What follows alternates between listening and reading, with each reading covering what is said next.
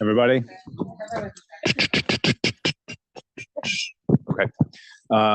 Good evening, everybody. Welcome to the Town of New Canaan Town Hall Meeting Room, regular meeting for Wednesday, March 18th, 2026.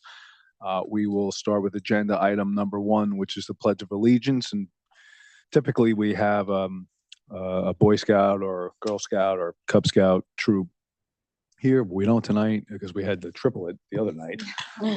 So we've exhausted our allotment for through this week. So today we'll have our esteemed Eagle Scout, Eric Tunham, lead us in the Pledge of Allegiance. Which one do you want? This one? Here? One of the ones right in the middle. Either one. All right, here we go. I pledge allegiance to the flag of the United States of America and to the republic for which it stands, one nation, under God, indivisible, with liberty and justice for all. Eric, what was your Eagle Scout project? It had to do with a lot of work around the church. Oh, lovely. Around my church, same one. Okay, let's take the roll call. Janet Fonts, I'm here. Lena Lee. Mike Morrow. Here. Maria Naughton. Here. Tim Norton. Here. Hilary Ormond. Here. Mike Rogers. Here. Christina Ross. Here. Heather Russell. Here. Eric Tunham. Here. Penny Young. Here. Jennifer Zonas. Here. We have a quorum. Great. Okay, we'll call the meeting to order. Agenda item number 2, public comments. Members of the public are welcome to speak to the town council on agenda topics scheduled for review and or vote. Speakers are requested to provide their name and street address, and comments will be limited to 2 to 3 minutes, subject to the total number of speakers. Do we have anyone in the audience that wants to speak? No. Anybody online? No. Hello, Wendy. Okay. We'll move on to agenda item number 3, budget overview, review and discussion of the proposed town budget for fiscal year 2027, including a review of the following budget line items for Board of Education and Capital. 60 minutes, Dr. Brian Lutzy. Come on up. Just before we start, I guess just for the members of the public who may be watching or watch at a later date, what we've been doing on town council over the past couple of years is refining and recalibrating our budget review process to the extent that, you know, this budget, by the time it arrives before the town council, has been presented multiple times to multiple bodies. And I just feel it's quite honestly unproductive and an extremely poor use of time to have the same presentation provided to us.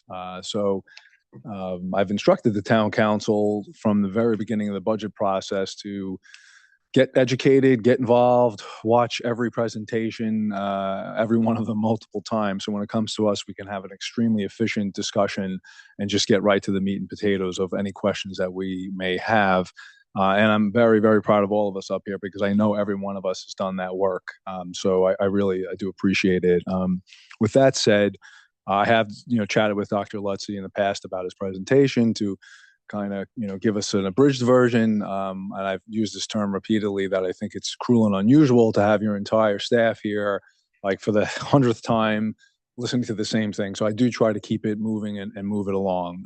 We had a record last week with Public Works. We were done in a little over an hour and 15 minutes, even though it's not exactly apples to apples. So with that said, I'll turn it over to you, to Dr. Lutzy. I certainly want you to have as much time as you think you need. I know you're kind of in alignment with me in terms of let's have an abridged version, but I certainly want to give you the opportunity to spread your peacock feathers as well, because I do know, and it is important that, you can never talk about great achievements enough. So, and if you do feel that you need more time, you let us know. And anyone up here, you need, if you need more time, you let me know and we'll do it, but let's keep it orderly. That said, please. Good evening, members of the town council. I'm Phil Hogan. For those of you who don't know me, I'm the chair of the Board of Ed. Nice to see a lot of familiar faces. And for those that I don't know, I look forward to getting to know you guys. At its core, this budget is about balance, supporting the high standard of education for our community expects while remaining mindful of fiscal responsibility. We recognize that our schools are one of our town's greatest investments. And with that investment comes the responsibility to use resources thoughtfully and transparently. This proposal focuses on 3 key priorities. First, maintaining academic excellence by supporting strong classroom instruction, updated learning materials, and programs that meet the evolving needs of our students. Second, investing in our people, our teachers and staff who are essential to student success. And third, addressing operational needs, including facilities and technology, to ensure a safe and effective learning environment. As always, we have worked carefully to identify efficiencies where possible, while preserving the programs and services that define the quality of education here in New Canaan. Every line in this budget reflects a deliberate effort to align resources with student outcomes. We understand that budget decisions are never easy, and we appreciate the community's engagement and feedback throughout this process. Your input helps ensure that our schools continue to reflect the values and expectations of New Canaan. Thank you for your time and your continued support of our students and schools, and we look forward to the discussion tonight. Thank you, Phil.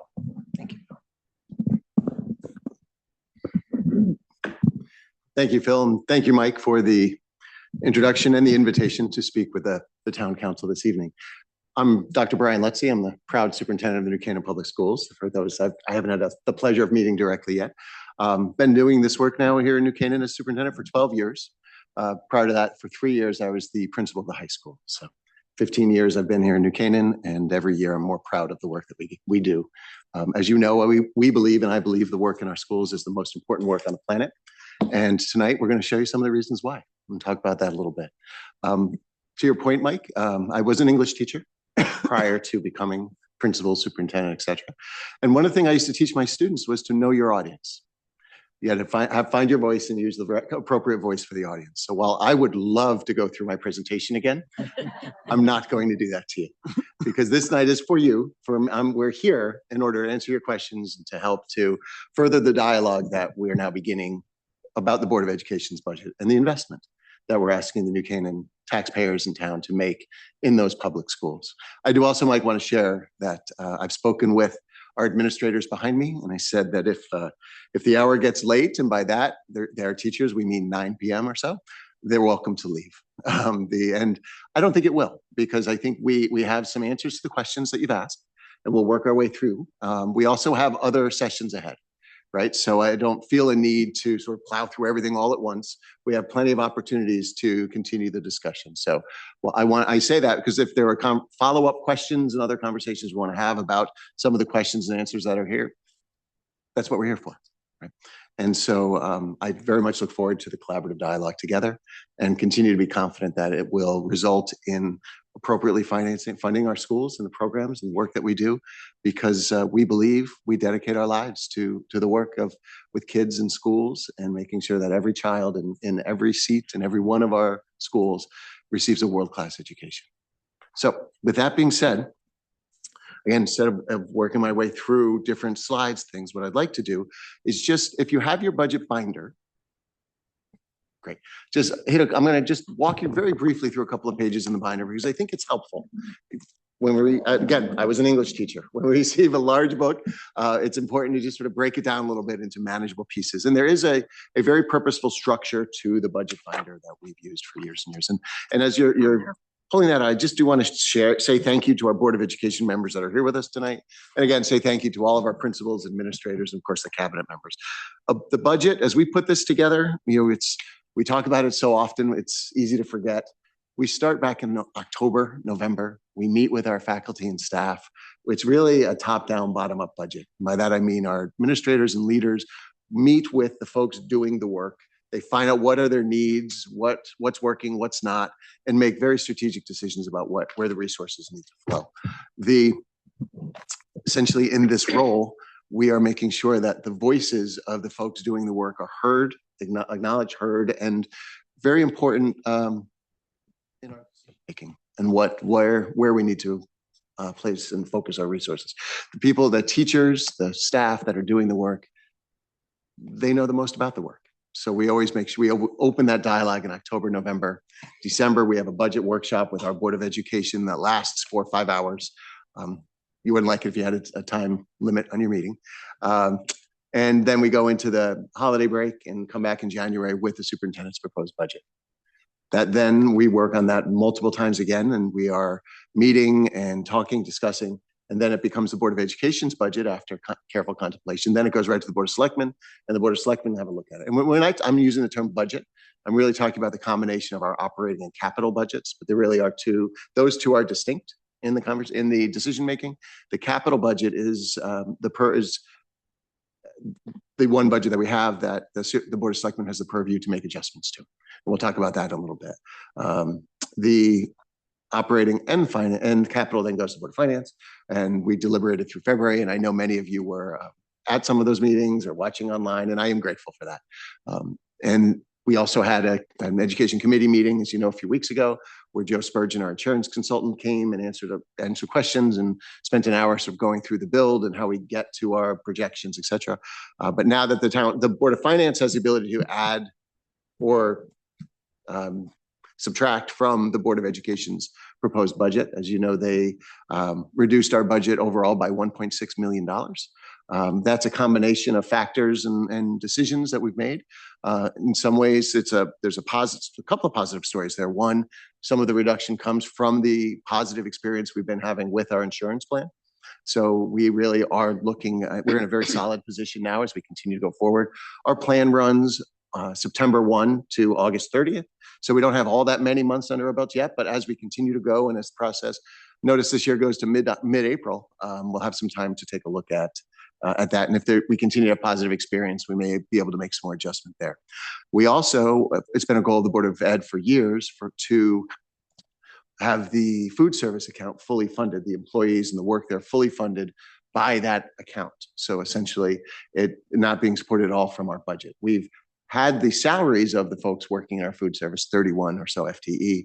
They've always been paid through the food services program. So the money we make, the profit of food services paid their salaries. Going forward, starting next year, we're also now going to put in place where the profits of the food service program will pay for their insurance.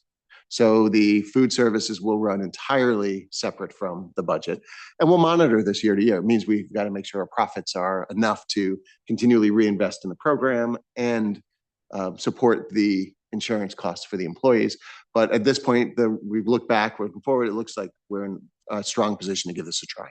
So that's a good story. It's something that the board has wanted to do for over 10 years, and now we're able to do it given where we are with our food services and the profit we're making and how that's running. We've also agreed to a one-time transfer. You've seen, and there are questions about this. I know we'll get to it in a moment, but just for the summary of the budget, a one-time transfer from the balance of our internal services fund into the town's general fund of $500,000. That's very unusual. We haven't done that before. We're doing it again because of the strong position that we're in. It doesn't come without risk, which we'll talk about when we get to the question that was asked, but we're comfortable doing that. And then the additional funds are coming from the operating budget. Really, in conversation with the Board of Finance, it was really about the turnover savings, where we began the budget not knowing where we were going to be as far as retirements go. We still have a ways to go to hit the number, but we felt comfortable increasing that number, the negative number, to $500,000 from the $150,000 where we began. We typically save about $38,000 per retiree. That was a study we did a few years ago. I probably should update it maybe a little bit more now, given the change in salaries. But that turnover savings also captures not just retirements, but also resignations. If folks retire, move on to other jobs, go other places, there can be a delta there as well that's positive. And there was a question on that in here as well, and I know we'll get to it too. Okay, so as we sit here tonight, our operating budget sits at a 2.98 year-to-year change, which is the lowest in the DERG, certainly lowest in the region here, by a wide margin. Our capital budget, as we sit here tonight, was decreased by a little over $1.8 million. The majority of that was our communication system at Saks. As you know, we had approved and have been implementing a new communication system at the high school with great success. We're excited to continue to move that forward as we talked about last year, but the Board of Finance, well, actually the Board of Selectmen reduced our budget by that amount, and the Board of Finance stood behind it and didn't make a change. So along with the Saks communication system, was also paving over at East School for about $500,000. Paving was carpeting at the high school for our band, orchestra, and choir rooms for about $60,000 and change. And then the painting on a district level was reduced by $50,000. So those were the reductions in the capital budget that is in front of you today. And, unfortunately, the town council, the way the system works, town council can't add anything back. So you don't have to listen to 15 minutes of me advocating for the communication system, only for me to say next year you will. So, So with that, if you have your budget book in front of you, I just want to do just a couple of highlights. Again, thank you to everybody who contributed to putting it all together. The first thing I'd like to do with you is just to have you flip, if you will, to page 13. And I'm actually going to ask you to take pages 13 through 16, and you can actually remove them from your book because you have a small packet in front of you on top of the much heavier packet that is a replacement for these pages that you can put right into the binder. As you're doing that, I'll explain. This is our staffing plan. We develop a detailed staffing plan every year as we put together our budget, and we use our October 1 numbers to do that. October 1 is an important date in school systems. Brian, It's really- sorry. You mean 12 through 16? This is our package. Yours 12 through 16? I apologize. I do mean 12 through 16. Thank you, Mike. Yep. All right. Thank you. We can take those pages out and then we can put the new ones in, and I'll explain why in a moment. So October 1 we use for our enrollment numbers. We use it for our staffing numbers. Any new members of the town council may not have received, so we brought some extra copies if you're interested, copies of the staff utilization reports. I don't know if, because, did you receive? No, I didn't think so. So if you haven't received this before, we'll give it to you and you'll have to take it with you. Russ, I have some extra copies. Every year we do a detailed staff utilization reporting of our certified, our non-certified. We look at our class sizes, we look at our enrollments, our enrollment projections, and Darlene Bianca and the Human Resources team really pulls all of that together. That is presented to the Board of Ed and then shared with members of the town bodies. And then we use those numbers then, although it can shift as the year goes on, but we still need to sort of draw that line in the sand to have the numbers to use. So the 10-1 numbers become very important and things tie back to that, both for enrollment, for staffing, et cetera. The pages that. I'm just going to stop you right there. Just a question, only because this is a very Please. helpful. Yes. It'll facilitate absorption. So like when we're looking at this page 12, Mhm. right? So you say actual staff and proposed staff, right? 441.86, 444.06 for edification. And I'm not being diminished. I'm not trying to diminish anybody, but for people to understand where you're getting like the point, whatever, right? Sure. People doing head count. Why Great. don't I see 441? What's 0.86 of a person? You know, like please. And you know, I'm joking, but I'm serious. No, you should. Yeah, I'm glad you asked. So we live in the world of acronyms, right? We love our TLAs, our 3-letter acronyms especially. And so an FTE is a full-time equivalent. So we actually take it out to the 100th place because we have people who are, if a full-time employee is a 1.0, part-time employee is a 0.5. If somebody works 3 days a week, they'd be a 0.66 because it'd be 6 out of 10. And so that we don't go further than that, but it does matter, right? As we look at it. And also it's FTE, it's not person. So a 1.0 FTE could be 2 or 3 people filling those roles as those FTEs, or a 1.2 FTE can be 1 person who's doing an overage, right? So we standardize at what is a full-time position at each of our levels and in each of our roles. How many hours is it for a custodian or secretary? How many classes does a teacher teach at the middle and high school? What are the contact hours that our teachers have with children in the elementary schools? Things like that. So that's how we determine it. But FTE stands for full-time equivalent. So, I mean, you can generalize around the number of bodies, but if you're right, if you lined everyone up and counted them, you wouldn't count this many people. Good. Stop me on that anytime because we live in a very jargony world. Thank you, Mike. So if you turn to page 13, I asked you to replace the pages because this is our staffing plan. And what we do in our staffing plan is and traditionally had put our actuals from October 1, and then what we're proposing in the new budget. Well, given the conversation that ensued with the Board of Finance, we decided to make a change here and to add more information here that we thought could be helpful going forward. And so what we did was add the 2025-26 proposed numbers. Does yours say proposed or budgeted? It might say budgeted. Closed. Good. So ours say the same thing. So what was proposed a year ago in the budget? So for instance, East Elementary School in the budget last year, we proposed 30 classroom teachers. We have 30 classroom teachers. And we're proposing next year in 26-27 that we maintain 30 classroom teachers.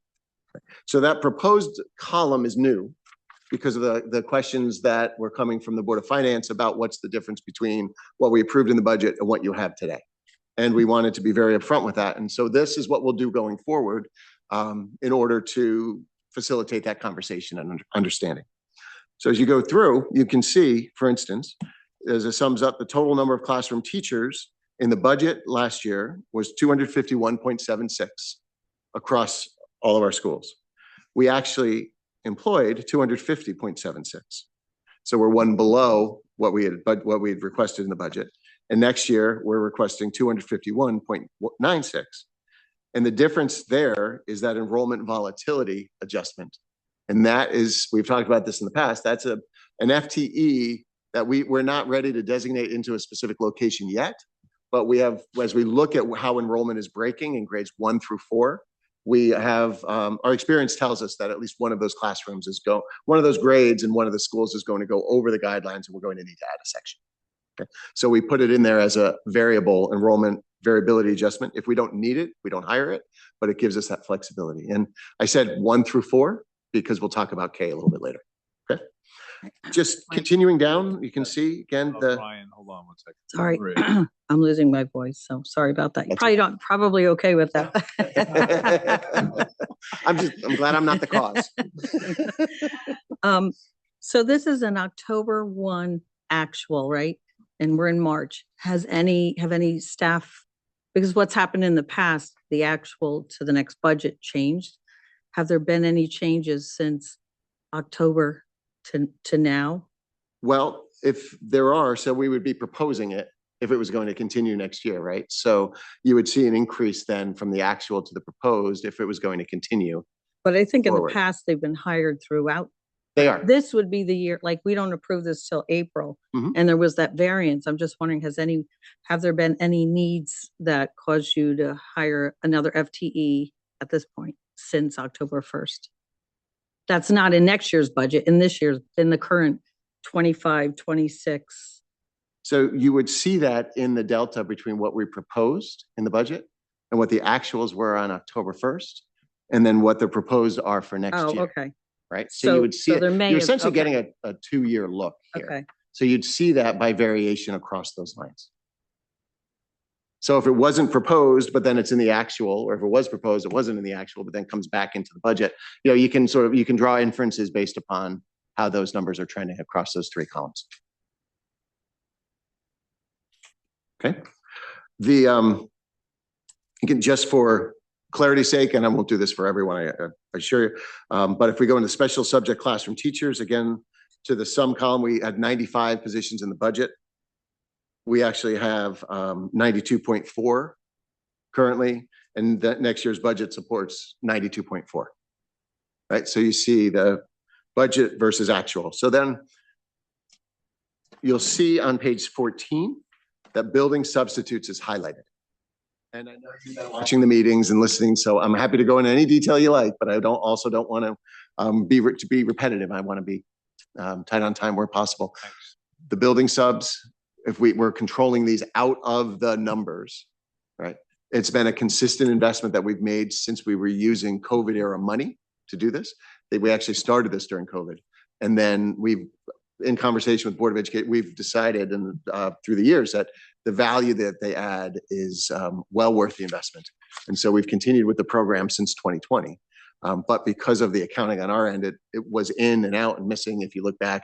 So those accounted for, there's an error rate in there. So we control out and they're consistently being staffed across the board at 8. But as you can see, they weren't even in last year's budget, but they should have been because we've had these positions and it's really the way that we use them. Again, I can offline, I'm glad to explain it to anybody. I know many of you have been in multiple conversations I've had about this. Long and short of it is the building substitutes start the year as substitutes and then move into long-term needs as they arise across the buildings. They are the first people in each spot as when a need arises. But they also go to professional learning with our staff, they're faculty members, they're certified teachers, and they have the skill set so that when, and it's not if anymore, it's when a long-term need arises, they're able to step right into there, whether it's 3 weeks, 3 months, or 9 months and do a fabulous job for us. So they're competitively hired. Again, they're trained. They are certified teachers. And it's an investment that we made during COVID because we couldn't find anyone to come into the buildings to substitute, and then found that with the ways that they're able to step in for long-term leaves, adds incredible value for our kids, our schools, and everybody else. So but the problem with it is they're not in these reports. They're in a supplemental analysis. And so the finance department, as they're putting together the staffing plan, missed them in the analysis. And so over the last few years, they're sporadically in and out. The total net on them, it adds 11 positions to what's budgeted, what's not, if you just net them out. So it definitely makes it look like we hired 11 more positions than we actually did, because they've always been in the budget. It's just that they were missed in the staffing plan because of the way we were accounting for them. Well, these, so ahead. Who wants to? No, I'm Go just ahead, Mike. curious though, if you have them sort of like on staff, and I can see how maybe an elementary school teacher, they could step in, but if it's like a special, like a science teacher or a math teacher or a Chinese teacher, how do you deploy them for that? Well, Chinese would be very hard, but I did teach 3 weeks of Russian when I got out of school. Don't know any Russian. So is it K5, K6? It's pretty flexible. It becomes a little bit less so when you get up to the higher levels, but they're still able to step in. In those cases, you have a consistent presence who is a certified teacher who knows the kids, knows the school, who can fill the gap between when a teacher goes out and if and when you're able to bring in somebody who's more content specific in that area. So they still serve a very valuable role. It is more, it's a more seamless transition in the elementaries, because of, again, and they know the kids and they know the school, but the fact that we've got teachers who can step in at any given moment to provide continuity of instruction, even if you're out of your content area, if you're provided lessons and others and support from teachers in the content area, you can do a passable job until you can do better. I have a couple of questions. Eric and then Kim. Did you have your hand up? Can I ask a quick one? And I apologize because it is repetitive, but this is sort of like accounting for dummies. So I followed everything and I understand completely why they came into being, the need for the permanence to have them and the continuity with the students. Can you just explain one more time for me how they cycle in and out of the budget? Like what it was the other place where they were as a budgetary placeholder? Sure. So I'm happy to. Yeah. When you receive the packet, I don't know if we brought all of them tonight, but if we didn't, there are 4 different documents essentially that are all part of our staff utilization reporting that we put together. And we have our certified staff utilization report, our non-certified staff utilization report. We have our enrollment projections and historical. And then we have what we call the supplemental analysis. And the supplemental analysis really looks at the distribution of teachers and class sizes, the number of classes that teachers are teaching, and it looks to see, are we within our class size guidelines, et cetera. The building substitutes were accounted for in the supplemental analysis. And that's 4th document. It's a staple document. It's not, the others are nicely bound and put together. The supplemental analysis looks like this, right? So it's,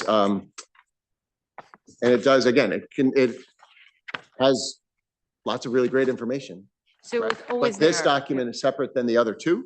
And the finance, and when we had some turnover in the finance department, they weren't looking at the supplemental analysis. Okay. But now forever going forward, they're going to be. You better believe Okay. it. Just to clarify. Thank Yes, you. Absolutely. Thank you. Sure. I have 2 questions. If you look on page 14, you have total certified staff of 468.76 and total non-certified on page 16 of 334.8. If I go back to the chart on page 12, I don't know which numbers refer to the 468.76 and which refer to the 334.8. It's a little confusing not to be able to tie numbers directly from page 12 to the totals on page 14 and page 16. So that information is included in all of these reports, but what we could do is group them by certified, non-certified, and total them up on this page going Be forward. really helpful because I didn't understand it.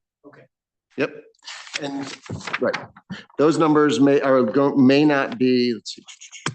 Yeah, they tie. Okay, got it. I Happy to do also, that. my biggest question revolves around what the Board of Finance brought up, and that is that 8 substitutes or even 11 doesn't account for the 30 additional FTE hires from 2021-22 through 2025-26. And I Right. I would like to have an explanation of where and how you were able to hire 30 more people than we were told was necessary for the operation of the schools over a period of 5 years. So the number is 18 and change. It's not 30. And I have some exhibits to show. Well, So last time I walk through that checked, Yep. the difference between 803 and 751 was 51 and change. But remember, it's, you can't count it that way. But you have to, in order to do this statistically accurately, you have to look at what was budgeted and the actual year by year and total up the delta for 5 different years. It's not one to the next because each year the requests are different. That's what was done. That's what I did. To reach the 18s. I can show you. Why don't we just go right to it? So let me throw it up here on the screen because I think it'll be helpful. And in the large packet that you have, this is your appendix. It relates to Appendix E. Thank you. Yep. So let me jump to that. And there's a very small spreadsheet with lots of very small numbers, but then afterwards it's condensed and it's a little bit easier to talk through. And that's what we'll go to here. So let me just stop this. Oops. Hold on for a moment here. Number, you can't find Appendix E. Well, it's towards the back and let's see. 7, 8 pages from the back. 7 or 8, they're all, From the back. It's the last. oh, Appendix F, I see. Okay. I'm working on E. It's on, we got it. They handed it to us? Great. So it is, I'm going to put it up on the screen just to make it a little bit easier. And then once you see it, you'll know what I'm talking about. Mhm. Let me share this. Let's see.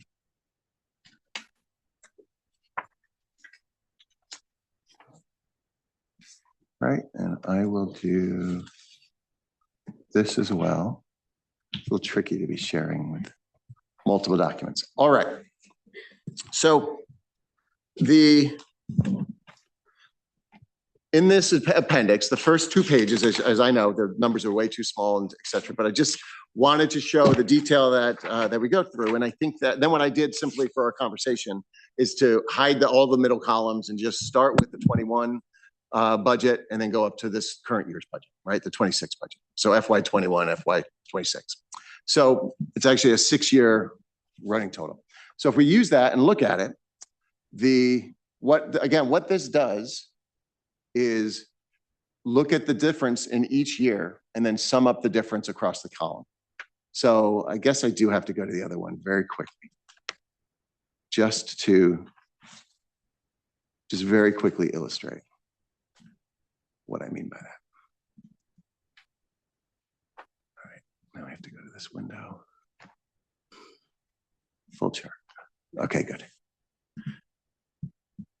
So if we just start with looking at the full chart, and it might be easier to look up here instead of there. Maybe, I guess it's not. It worked better on a PowerPoint. So across the top column, I'll just walk you through very quickly. I'm going to use East School as an example. I think it'll all make sense. In 2020, the budget proposed 29 FTEs at East, and the actuals were 29. The next year, we proposed 29, and the actuals were 28, right? So that's a -1. The next year, it proposed 29, it was 29. The next year, it proposed 29, and it was 30. So that's a +1, brings us to a net 0. The next year, it was 30 proposed, 30 actual, and this year it was 30 proposed, 30 actual. So there was a year that was a +1, a year that was a -1, which gives you a net 0 across the 6 years, right? I'm sorry, I don't see 6 years here. Well, Um, 1, 2, 3, 4, 5, This 6. one? Yes, there are 6 years there. Mike, can I say something? Yeah. Quickly while we It's go the over this? columns here, so Um, it's this year to I, 2009. I appreciate all this analysis and I really like spreadsheets and data. But I just want to correct one assumption or provide my perspective on one assumption. When we approve budgets, we're not approving their hires or their headcount specifically and saying you have no flexibility outside of what you've presented to us through the year to account for students that come in that might have special needs or enrollment in December. So, you know, I hesitate to assume that what actually happens in a hiring plan has to track exactly what was presented in the budget request for a year before, which it sounded like was said, and I think it was said at the Board of Finance level. I am not in a position to judge. I don't have the education experience or anything, nor do I have the power to determine hiring decisions for our schools. We don't have that power. So I understand like that discrepancy needs to be considered, but I would hesitate to focus on each number every year. I mean, I think what our public schools have to handle as far as what they're required to handle under federal law, it's just a totally different world, even from when I was in high school, which was before the turn of the last century. So let's be honest. And so I just want to be careful that we're not trying to micromanage these decisions, the hiring decisions and things like that. I understand completely. And my question isn't about whether or not there should be this many teachers or that many administrative staff. My question is, what I see is in 2021, 751 full-time equivalent hires. Right. That's headcount. And a request each year thereafter for anywhere from 1.5 to 5.5-ish each year. And that the budget was presented to Town Council and Board of Finance in each of those years as this is the money we need to function. As we function, we're going to hire this many people. Yet over that 5-year period, those budgets that were provided and voted on and accepted allowed the schools to hire 2.5 times more people than were presented to us as this is what we need to operate. So when the Board of Finance says, we'd like to see you reduce your requested increase by $2 to $2.5 million, I think that's perfectly reasonable, given that you had the luxury of being able to hire a lot more people than you told us you needed in order to operate each year for the last 5 years. That's what I'm having a hard time understanding. But they never exceeded their budget. I mean, I we know that. give them a budget and they can work within that. And they worked within that, and that's fine. And it's Dr. Lutzi's job and the administrators to do all that.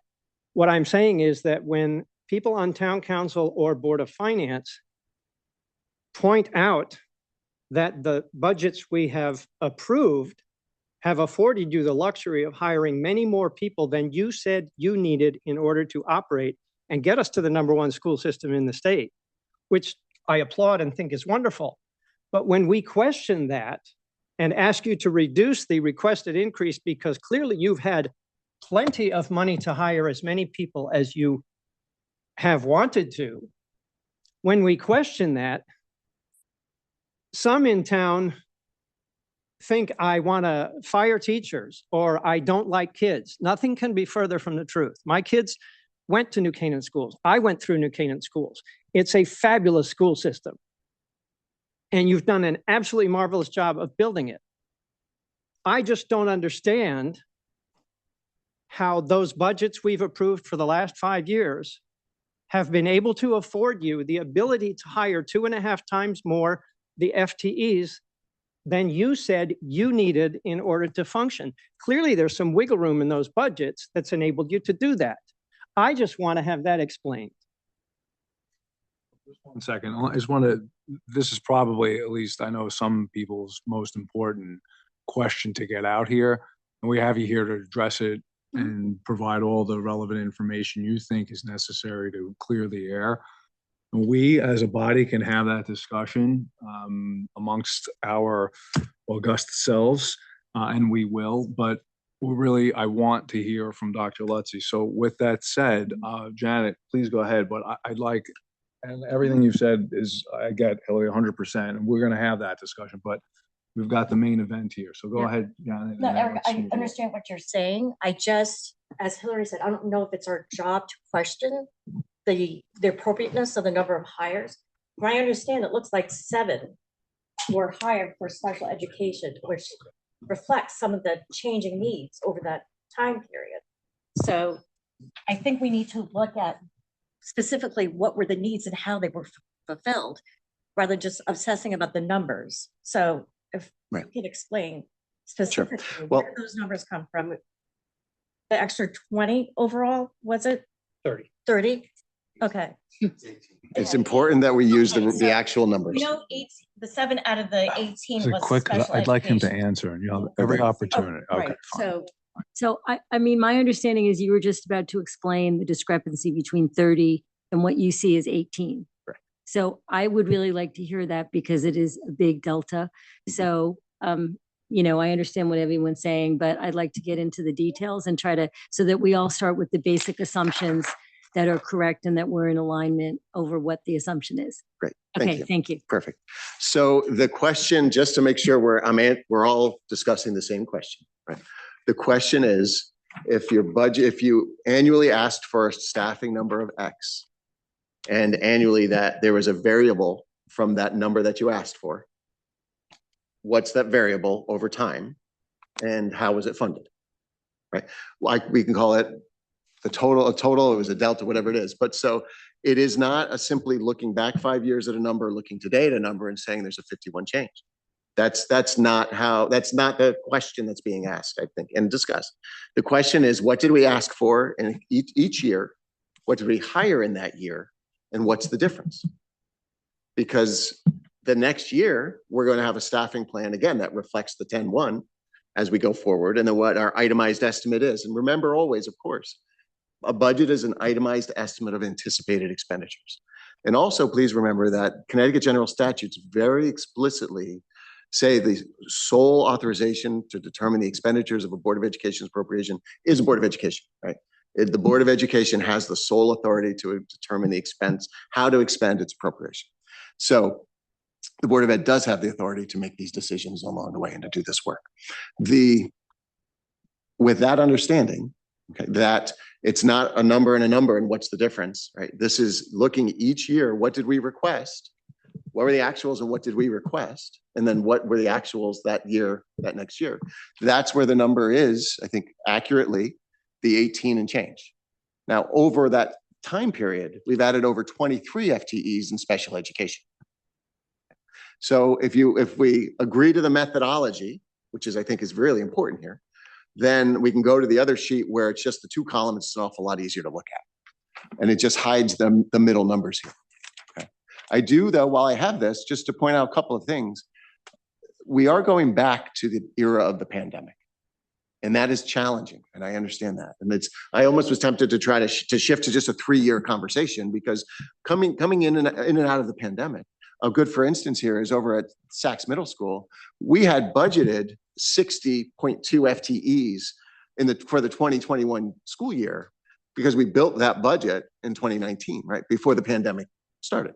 We were going to do some reductions. Then the Board of Education made a strategic decision to say, no, let's not reduce FTEs on our teams. Let's keep the teams intact, because we're in the pandemic and we're working through, we want to keep our class sizes smaller. We want social distancing, was all those things. So there are, external factors and externalities that are always taken into account when making these decisions. And certainly the pandemic was a significant one. And you'll see in some of the other 5-year lookbacks that we've been asked to do, it plays a role, 5 and 10 year. Anyway, so this sheet, again, and it will be on our website, so you can do what I'm doing, which is zoom in and take a look and do those things. If you want to go deep on it, you're certainly welcome to. I'm always happy to talk about it and answer any questions and have conversation about it. But now I'm just going to jump to the wrong one. I apologize. Oh, no, I'm just going to jump to the other sheet that's just easier to look at. And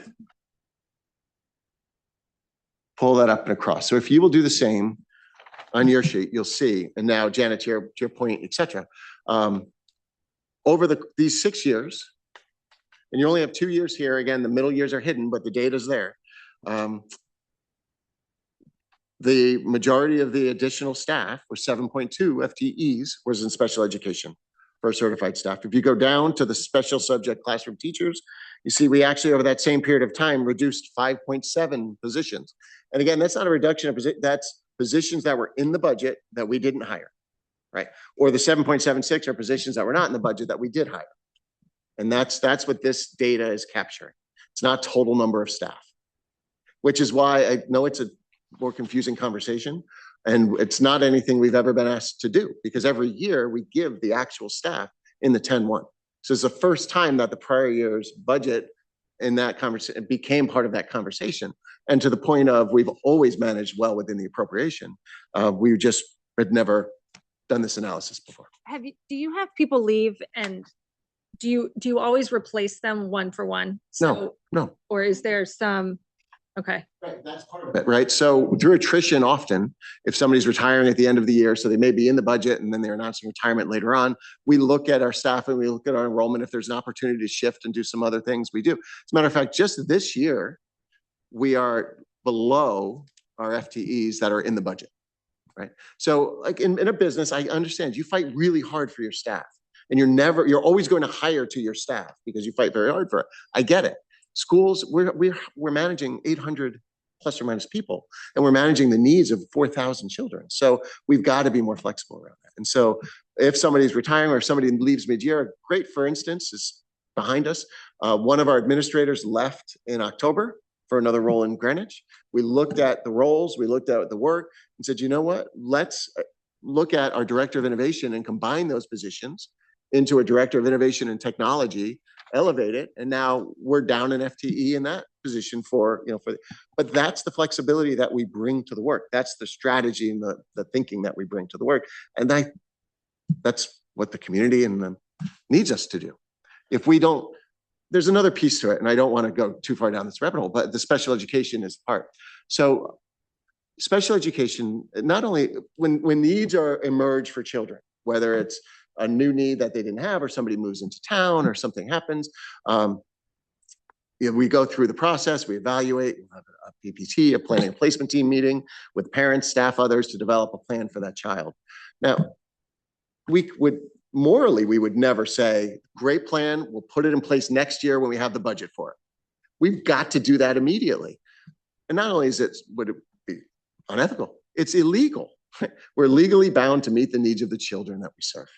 And so we have to have this flexibility, which is why, as you look through, again, the 7.2 is special ed classroom teachers, negative 5.7 in the special subject area teachers, academic support, you can keep going.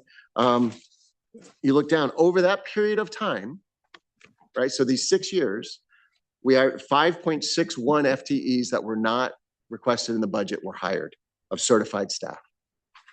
But over 7 were special ed classroom teachers.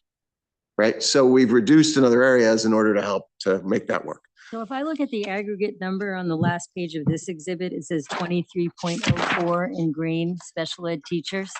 Is that the total additional FTEs that were hired when you compare the proposed budget from the actual over 5 years? Correct. And if I add 8 to that, that's 8 substitute teachers. Then that would be 31.04 additional staff. No, because you have to also net out the negatives in order to get to the number. The actual number of total FTEs is 18.82. So we've hired more special education staff members, right? Than we have but you have to net out those negatives. So, again, I think the only way to really have a meaningful conversation is to control the building subs out entirely. I think we have to.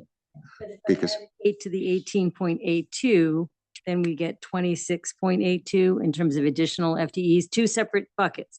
One is your supplemental analysis for substitutes, and then one is this other staff report. Because of the time and because of the in and out, the substitutes are a net 11. So they misrepresent this number by 11 FTEs over these 6 years. So you add. So you'd have to add the 11, but again, they've always been budgeted because they just weren't in the staffing plan, but they were always, again, the building subs confuse it. And I think that the only real way to have the conversation, this is not a conversation about the building subs, right? It's a conversation about the hiring outside of, after the budget is approved. Right. And so these are the numbers that we've done now. So when the Board of Finance looked, they had a spreadsheet that was included in one of the questions, Mhm. and they had an assumption that it was an extra 30, right? They did. And they did their Yep, they did. analysis. Yep. So what And- is your evaluation of how many extra it was over that 5-year period, whether it's special ed and add in the building substitutes? So we're going over a 6-year period. We have the 18.82. So if you were going to add the building subs, you would add 11 to the 18.82. So, So 29.30, give or take. So it's not okay, that far off. so we are Mhm. kind of in the same ballpark. After your analysis, this is a very detailed analysis. Thank you. I appreciate that. And that's great to see. So we are kind of on the same page as was discussed in the Board of Finance. You just provided a very detailed look at it. I think you have to get below the headline number to understand the why. Right, Right. right. And the why really is about being flexible and responsive to student needs as they emerge. Okay. And that really is what drives us. As a matter of fact, other areas of our program have decreased. Yeah. And in support of and in order to, make this work. Now, Eric, to your question, where does the funding come from? In large part, the funding and Well, special the education. funding, excuse me, I'm sorry, I don't mean to be rude, but I know where the funding comes from because the town council approved budgets. Well, I mean, But I'm- where is the money in the budget that supports these FTEs? Wasn't that not your question? I'm sorry. No, I know where the money was. It was in the approved budgets each year. That was there, and you get a lump sum, and it's your discretion to spend Okay. it. And that, I'm not asking where the money came from. Hmm. Maybe my problem is math, because if I look in total classroom teachers at the beginning of that 6-year spreadsheet, and I look at the actuals in 2021 of 241.98, and I look at the total classroom teachers proposed in 25-26 of 251.76. That's a difference of, I get a difference, 241.98 to 251.76. I get 9, not the 7.76. So maybe my question is really, how does this math work? Because I'm not tracking the math. And if you go So the to, math if you works. go to the totals at the bottom, in 2021 actuals, 752.17, and total staffing plan proposed 25 or 26, 27, I guess, is 803.8. Eric, are you not? But that assumes nothing happened from 2021 to 2026. See, every year we propose a budget with a staffing plan, Right. which is why you have to do the difference between the requested and the actual each year and then add up those deltas to get to your total. You can't, you have to do it year by year. So the spreadsheet, because I know you're very, very good with math and spreadsheets and numbers. So if we go, we'll pick one. I think it's easier to do a school, if you will. Let's use the special subject classroom teachers, the art. Okay, what page do you Okay. want, please? This is the first page of the large spreadsheet. I think the not the 6-column one, the 2-column one? 6-column one, because I The want to show you all of the 6-column. numbers. All Okay? right. Okay, Let me put it up on the screen again. Oh. Definitely right on time. Okay, I'm going to put it back up on the screen.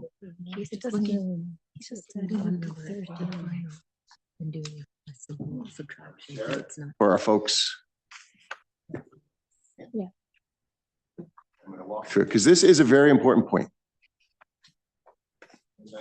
For the opportunity to walk through, make sure we're all on the same page. Right, and I just want to say to that point, this is something that needs to be clarified right now.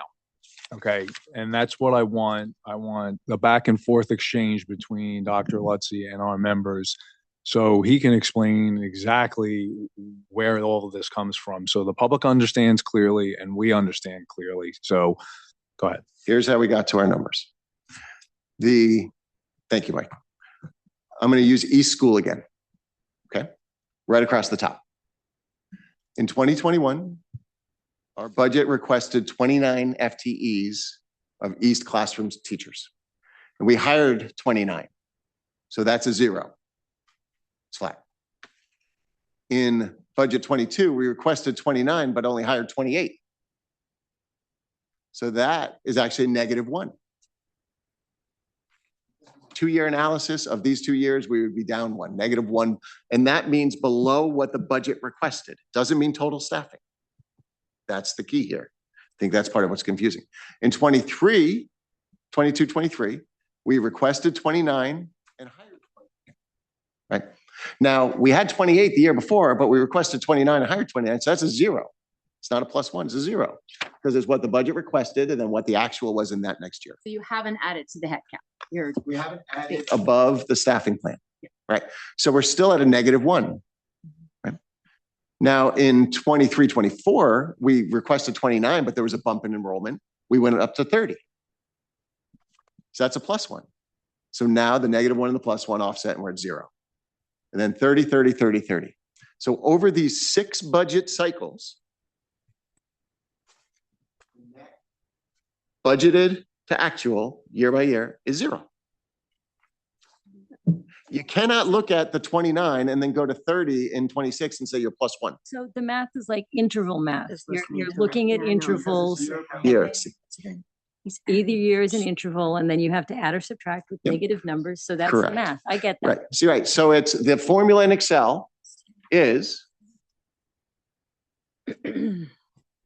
see, right? 21 proposed, actually 21 actual minus 21 proposed and plus 22 actual, 22 proposed plus, and it adds across each column distinctly because that's the question. How have you hired? Because every year we redo the staffing plan and every year the request is based upon we start with our actuals and then we request what we believe we need and then we adjust based on the emerging needs of our children and the opportunities and needs of the school district. But the reality in 2021 is that there were 29 FTE classroom teachers at East School. Requested and actual, yes. There were 29. Yes. Today, there are 30. Correct. So you're up 1 over the last 5 years. That's a different conversation. That's the question I'm asking. That's not the question that was asked prior. The question that was asked prior was your difference between budget and actual. That question is what this serves to answer. The question about total staffing numbers, there's a different graphic that actually was shared with the town council earlier, a different spreadsheet that tracks that. But the conversation with the Board of Finance has been not our total numbers at all. So, the question really is, what have you requested in the budget and then what are your actuals? And why is there a difference there? And so the only way to do that is to do it in intervals each year, and which is what these data do. But I'm happy to move on to the next conversation because I just don't understand. I thought I was a pretty smart person, but I'm happy. If there were 29 teachers at East School in 2021 and today there are 30, you're up 1. Correct. Over 5 years. If there were 751 total headcount staff in 2021 and today there are 803, you're up 52 from 5 years ago. Correct? There's building sub issue, but controlling for that, we'd have to make some adjustments. But yeah, sure, absolutely. And my point is, each year when the budget has been approved, it's been approved based on being told that the total hired over those 5 years was to be 21, and it's 51. So what I'm saying is that somehow see, when you go into the budget versus actual is where you have to go into this. When you go into your total head count, that's a different conversation, right?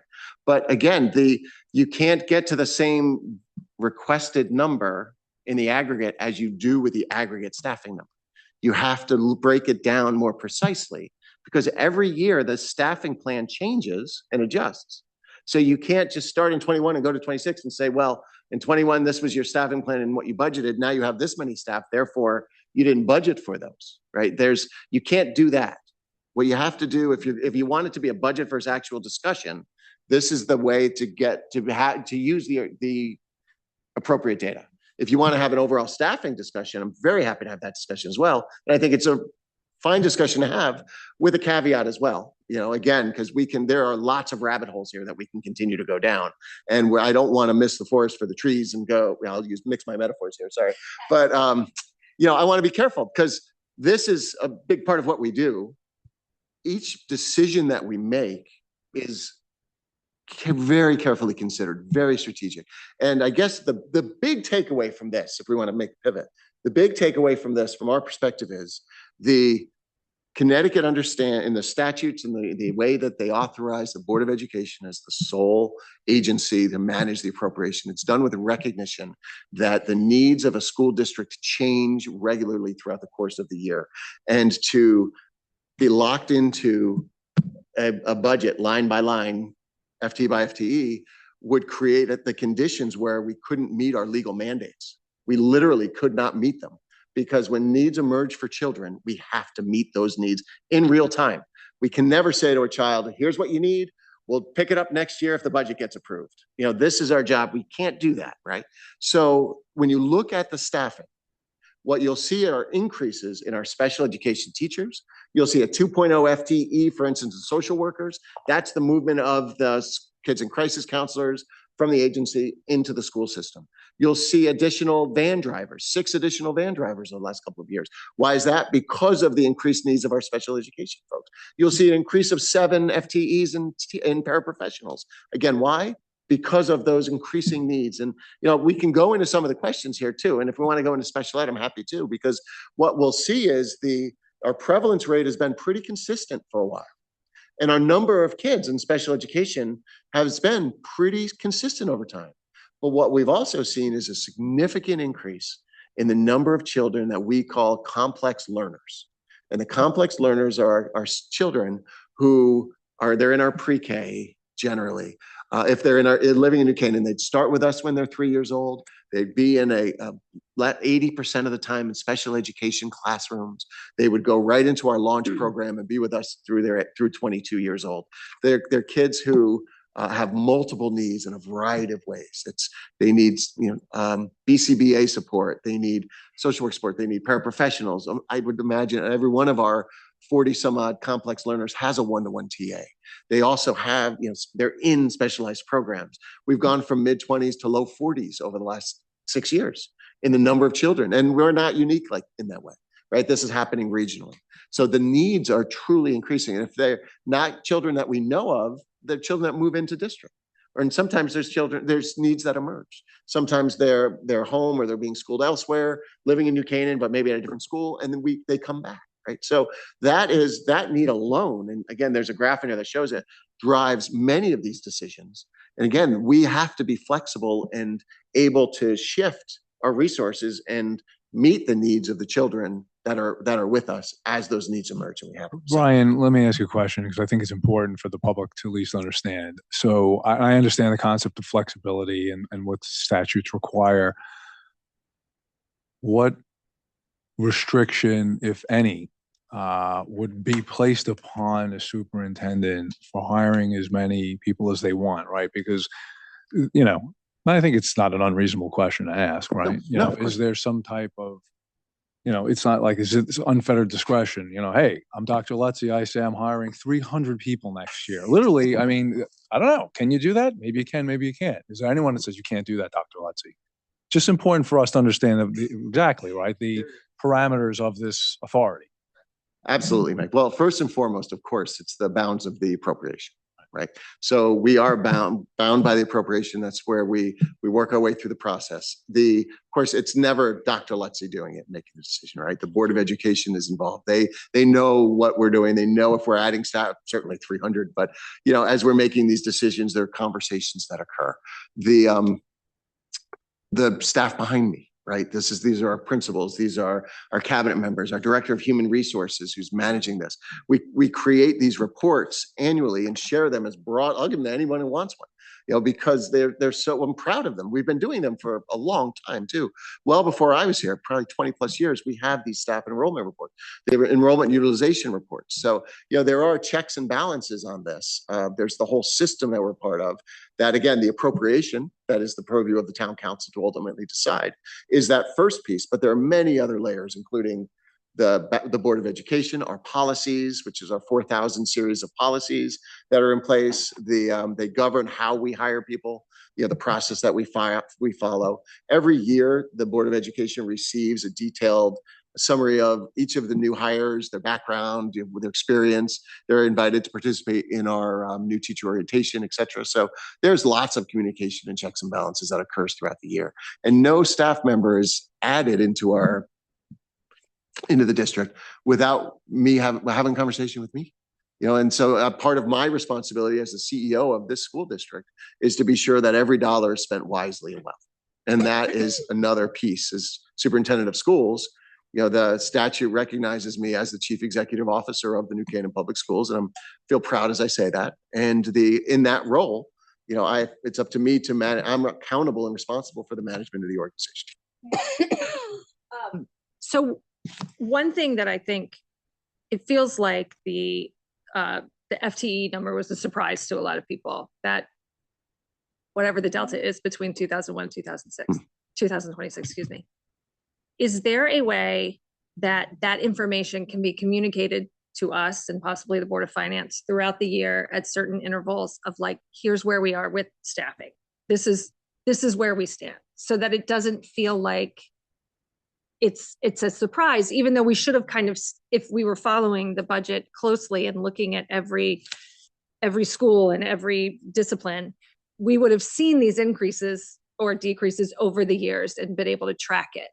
So it just seems like if this information is being shared with the Board of Ed, it would probably be helpful, because we've been talking about full-time employees for several years, at least since I've been on town council, to have that be a more transparent process with all of with everybody that could touch the budget. Hey guys, it's the end of the first quarter, or it's, December, and we're going on winter break, and now we have this many, like, here's where it shakes out.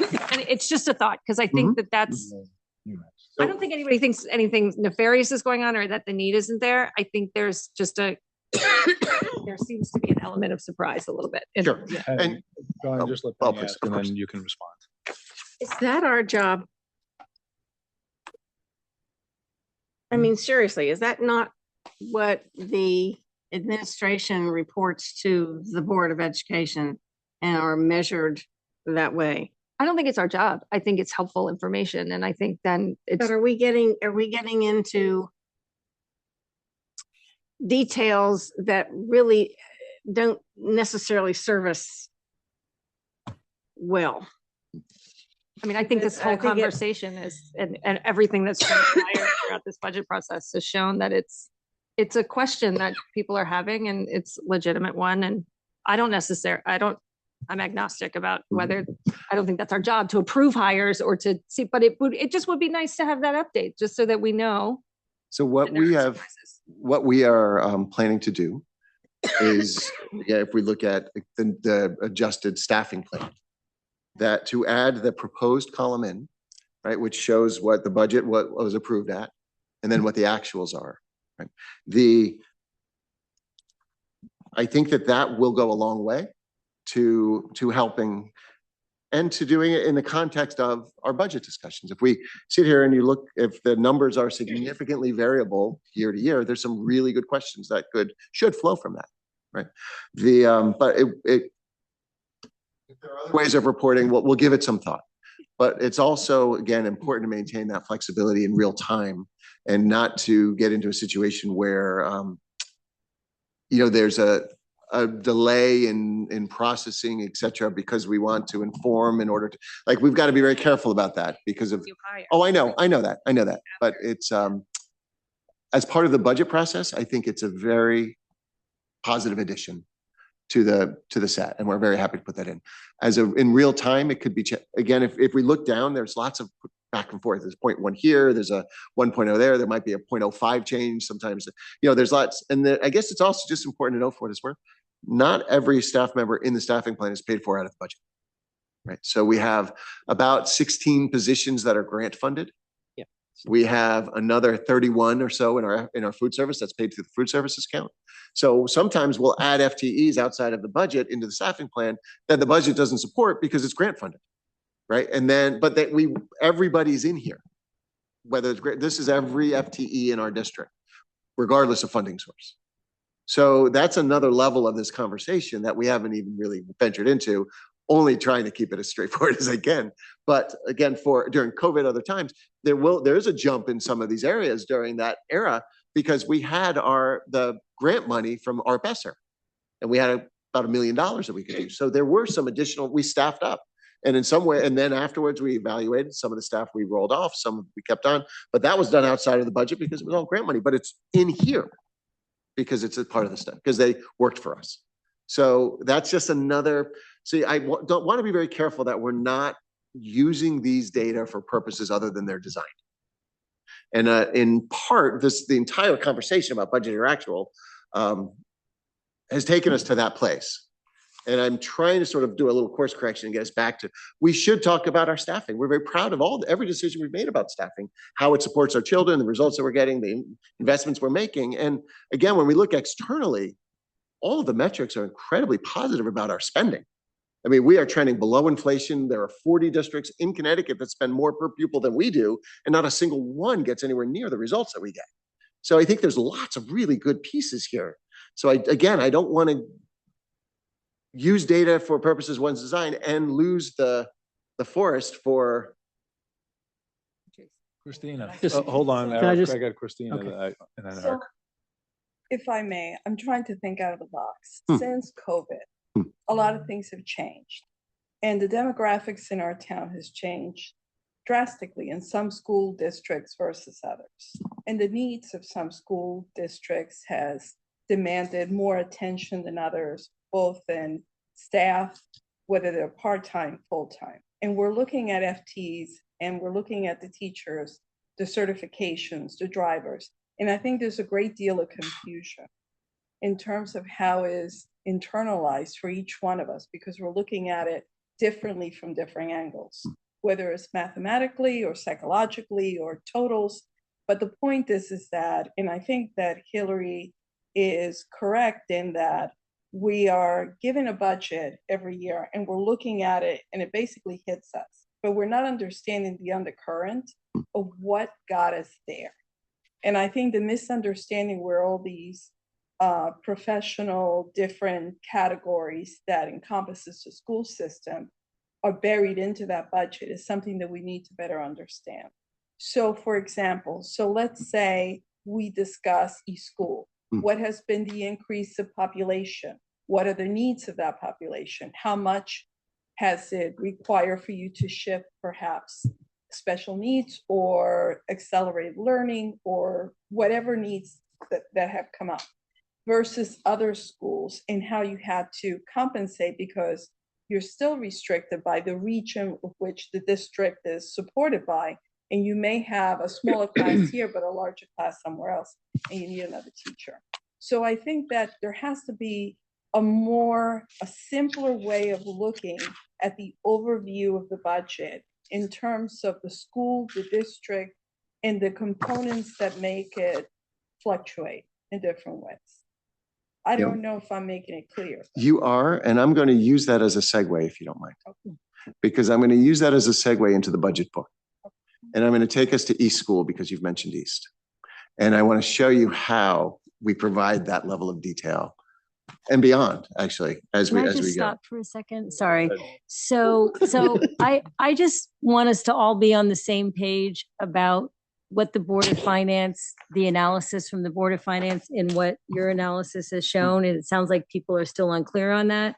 The Board of Finance spreadsheet has 30.82 additional staff added over budget requests. And when I do the math of your 18.82 plus the 11 subs, I have 29.82.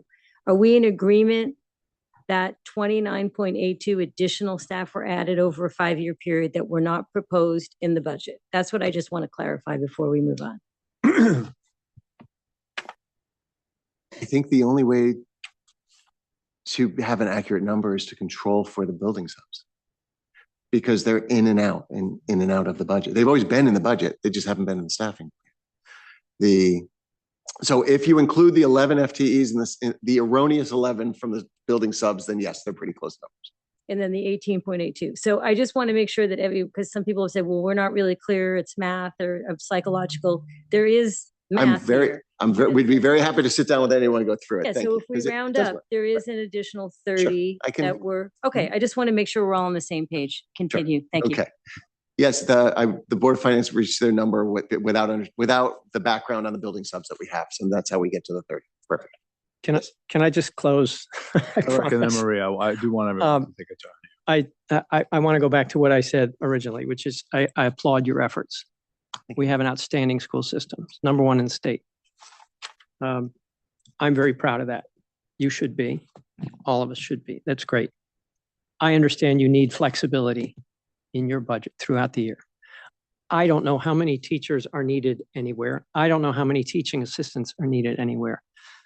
My confusion results from maybe mathematics and trying to follow that. So maybe I can have a one-on-one offline with somebody who can walk me through that. I don't want to take up any more of our time, but I want it to be perfectly clear. I do not advocate for laying off teachers. I do not advocate for cutting programs. I applaud and think the world of our school district. And I want that to be perfectly clear. I just don't understand the math. So if somebody can help me understand the math, Thrilled to, we'll put some time aside. We'll sit down. I would and go rather through have it. somebody from the school system explain it to me. Very please. happy to sit and go through it. Thank you. Absolutely. We met last year and had a great conversation. We'll Thank you. make it an annual Thank you. thing. And I remember last year when we went through this process, I said, wouldn't it be great if we could get together a lot sooner? And we tried that 2 or 3 times and schedules didn't work out from your side and it didn't happen. So here we are again this year and it's like the town council and the Board of Ed, they hate each other and they're fighting and we're trying to kill you. And let's talk throughout the year. Let's get together in 3 months and see how your budget's looking and whether it's tracking and it makes sense. That would really help me as we go forward. And the one-on-one on the 30 versus the 11 with the 8s and the 9, somebody from your side can walk me through all those numbers. Absolutely. It may take you a long time because maybe I'm dumber than I look, but I would appreciate it. I just will beg your patience because as I started, I am an English teacher. But just We'll for work through it. levity, he We'll did do it learn, together.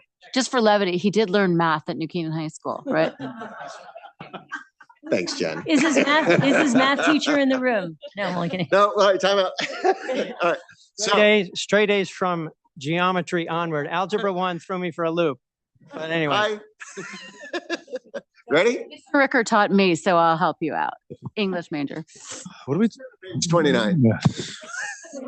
What are we talking about here? Let's move it along. Okay. Hi. Oh, wow. You keep. Maria, go ahead. Um, And then Dr. Lutz. No, I just want to say, you're great at keeping your budget within the appropriation and that's wonderful. And you're following the statute by doing that. You never go outside of that. So to take the pressure off of you a little bit, I do think the Board of Ed maybe could do a little better job making some of these processes transparent. When you bring in new FTEs, I know we had a discussion, email, there is a statute that said the Board of Ed is who employs the teachers, FTE, certified teachers, the superintendent recommends, unless the Board of Ed has officially voted to delegate that power to you. And I haven't seen that happened.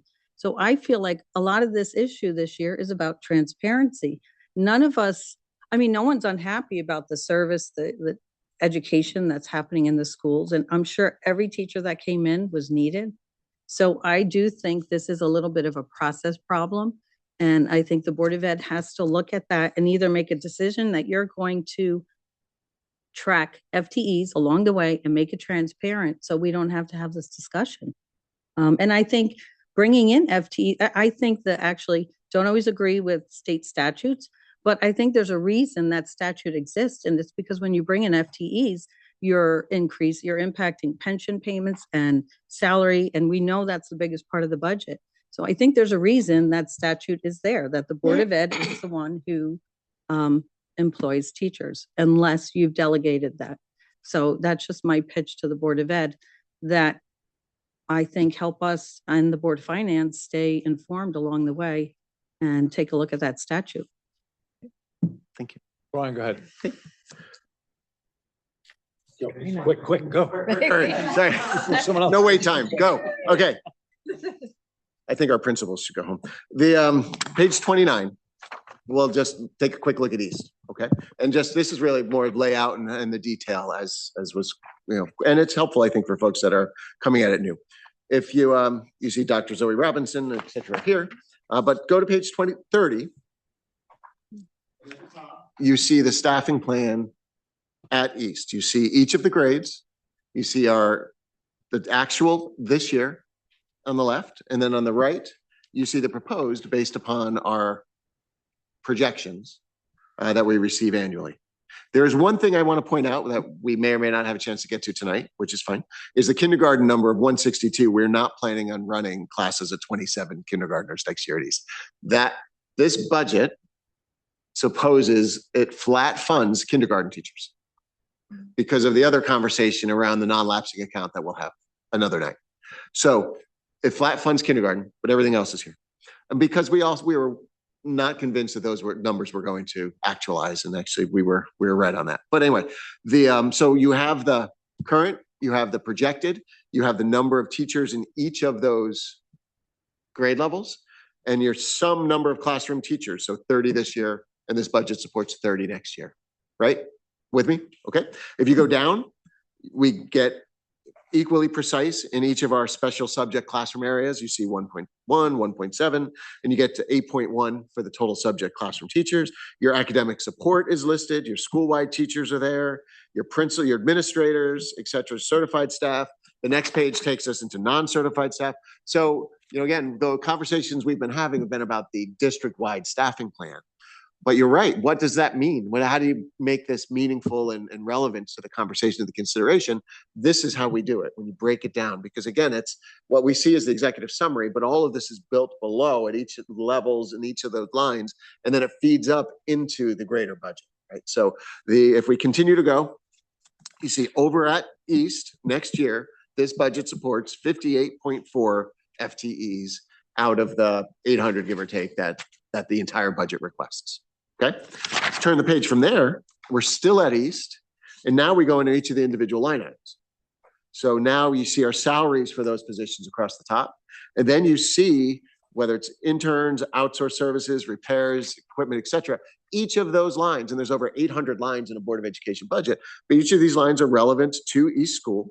You see what we spent in 25, what we budgeted in 26, what we're anticipating spending at the end of 26, what we're requesting in the new year budget, the dollar difference from projections, and then the percentage difference from projections. So we really do break it down as granularly as we can to build. We talk at a high level because that's sort of the level of work which the town council sits, right? But at a Board of Ed level, we're going deep into every one of these, not just as we build a budget, but as we implement that budget. Every month, we go through the spending plan. What's the budget? How is it tracking? Are we meeting our marks? Do we need to make adjustments? Every month the prior month's finances are presented to the Board of Ed. We call it our statement of accounts. And that includes grants. It includes other funds that we have, cafeteria funds, et cetera. And every month after it's reviewed by the Board of Ed, it's emailed to each one of you. Right. So if you want to keep an eye on our finances and how we're doing and how we're tracking, that's a great tool to do it. There's a summary in the front that Sean puts together every month, and then each of those line items and how it's doing, what have we spent, what have we encumbered, what's the balance, and it's all right there. So again, this is, Eric, to your point about ongoing conversations, that's a good one because this is one of the tools that we use to manage our budget as carefully and precisely as we do. Okay. And those emails come from Roberta. They do. Right. Yep. So just to be clear, we do get the statement. Is each school then sort of its own cost center? Exactly. Thank you, Michael. Each school is a cost center, and then we have other additional cost centers as well. But yes, so think of that. Each of the schools serves, and each one of these tabs is a cost center. And again, they all roll up into the greater budget as we look at those numbers. If you just go to South School, just for actually, let's shoot over to the high school. Page 49. And then you go to page 49, and what you'll see before each of the cost centers is a narrative talking about the expenditures, the plan, what's anything different than what was anticipated. They give a sense of where the funds are rolling, what the priorities are at each of those cost centers, right? So page 49 is the high school's narrative, goes into page 50 and even into page 51. Good job, Bill. Yes, it's a pretty large picture though on 50. But keep going. And I do. Controlling cost on the color print. That's what I'm talking about. Yeah, exactly. But see, they're written by the people who manage the cost centers, right? We don't just write these centrally and drop them in. So there's ownership there and clearly pride. Go to page 52. Now the high school staffing plan is going to be different. We don't have homerooms in high school. So instead you're looking at your numbers of core subject classroom teachers, and you go across English, math, science, social studies. Then you get into your subject areas, your academic support, school-wide. So your total teachers at the high school, again, 98.66 this year. Next year, we're asking, the budget supports 98.66, the same amount, same number. You keep going, you get to your non-certs. So again, these numbers roll into the bigger staffing plan, but you can break it down to get location by location, what are those needs? With the grants, the ESSER grant, is there anything expiring that we need to be aware of that we'll have to fund in the future? The ARP ESSER grants are done. So those expired a couple of years ago. Okay. Currently, really the one grant that's meant to supplant the budget, right? Meaning that it can take the place of the budget versus the other ones are meant to supplement. It's the IDEA grant, and we watch it very carefully. Right now, it looks like it's going to be level funded going forward, which isn't great because costs go up, but it's better than what might have happened. So we're keeping an eye on it. But that's the IDEA grant is what supports those 16 or so. Okay, FTEs. so we don't have to worry about that the next couple of years, right? I worry about it. You don't have to until I tell you to. Okay. Yeah. Yep. Okay. So page 54. And now we break it down into the dollars. So we've done the staffing, now we get into the dollars, right? And you see again all of the complexity of what it takes to resource Hey, a Dr. comprehensive high Lutzy, school. Quick question. What's the deal with payment for coaching staff? What happens there? So it's a mix. The budget supports about 50% of the coaches that we have. And then the All Sports Booster Club supports about the other 50%. And in their support, they use our salary guides, et cetera, so that the coaches don't know the difference, right? So whether they're paid for the budget or paid through the All Sports Booster Club, they're paid the same amount. We receive that money in 3 times a year from the Booster Club as a Board of Education. It's distributed out to those coaches. So I may have missed that, but what is determining the rate being paid? It's negotiated in the teacher's contract. It is. Yep. Okay, great. Thanks. Sure. Okay. Good. So without belaboring the point, and there's again an athletics cost center here. You just go right to page 58. And then you can see the staffing. And then of course on 61, you see the salaries, et cetera, for transportation, coaching stipends. So our request for coaching stipends into the next school year is $598,209, which is, based on what I just said, pretty remarkable that our All Sports Booster Club donates a similar amount of money to us in order to enhance the program, reduce the coach to student ratio, and make sure that every child who wants to participate can. Really amazing stuff. Okay. Now, just because we have the book in front of us and we're all focused on that, let's flip over very quickly to our capital plan, capital budget, which is also in the book. We just haven't had a chance to talk about it starting on page 99. Okay. 99.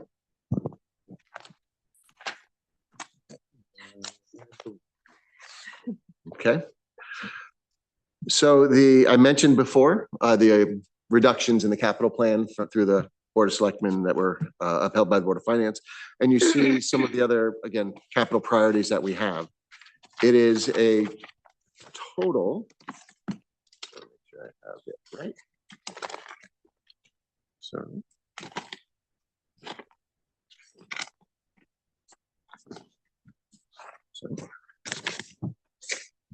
So our capital request, as I mentioned, is reduced to $1.8 million, as about 36%, give or take.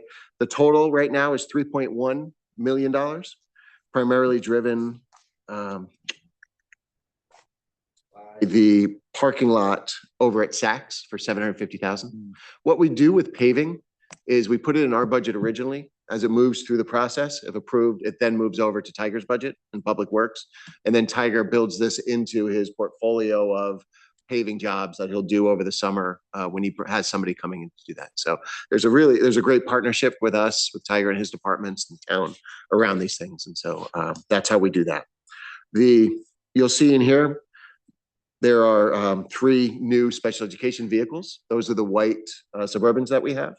We have a fleet of about 21, maybe a few more white Suburbans that we have that transport our complex learners, as we talked about, pre-K students that are in need of services and others that might be going out of district.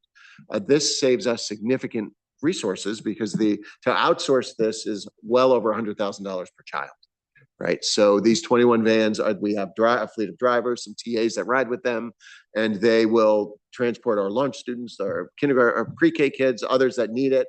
They'll go out of district. And then when they're not driving, the drivers are serving as supervisory aides and TAs and doing other work for us in the schools so that they're all value add throughout the course of the day. They are driving most of the day, but when they're not, they're performing other important services for us. The cycle has worked well that we replace 3 each year. So about 7 to 10 years, each vehicle is rotated out. These get an awful lot of wear and tear on them. I mean, they're moving all day, every day. So of course, we don't always go with the oldest vehicle. We go with the ones that need the most repair. But after analyzing this through the year, we've learned that about 7 to 9 years after that, the cost to keep them on the roads far exceeds the replacement cost. When we replace them, they're well over 100, 200,000 miles, easy. Yeah, but sometimes though, it's the ones that are banging around town all day that are the worst for wear. So, I say that generally, but it's those, it's not necessarily the oldest or even the highest mileage ones that sometimes need to be replaced. It's those that are costing the most for repair. So we try to be strategic about that. The cars know when it's local driving, the meter. So the Sure. initial ask was 4.9 million and now it's down to 3.1 million for capital for the Board of Ed? Okay. Yep. Is that PA system going to be more expensive next year? Yes. Like how much? I'm trended with inflation plus, we got a pretty good rate this year at the high school with the thought that we were going to be doing the SACs this year. So I'm not in a great spot with the salesman at this point, and we'll see what we do. To clarify, but wasn't the discussion that it's possible that your needs with SACs may change? So did you not agree with that idea that it might have been, you might have paid for a brand new thing and then done renovation work and Yeah, I think that's highly improbable. Okay. So that might have been false narrative. Yeah. Okay. All right. Any continued discussions with the Athletic Foundation and anything to do with Dunning? Not at the moment that I'm aware of. I know the next bigger project is really around the driveway, right? The entrance and creating the rotary there instead of the situation that's there and rearranging all that.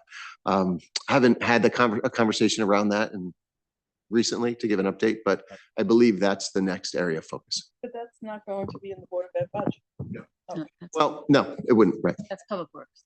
Well, there's a question there because the Board of Ed, Dunning is Board of Ed property, right? So Dunning is in the purview and the policies of the Board of Education. But you go across the road and that's town, right? So the track is on the town's property, but Dunning is ours. And so, this is why we work so well together. Substitutes anywhere in the budget book? Yes. The substitutes will be in the larger staffing plan. So in the general staffing plan, you'll see a line for building subs, 8.8. I believe it's 8.8. It is. It's 8. Okay, thank you. So it is in there. What pages, does anyone know? I just like to see. Pages 14, wherever we were in the beginning. Mhm. Okay. Are they in the buildings? I don't think they're in the buildings. Let me see. All roads lead to the building subs. Page 14, I see building substitutes, 8. So before this was added, just curious, was I haven't looked at my old, was it in here too, but you just changed the number?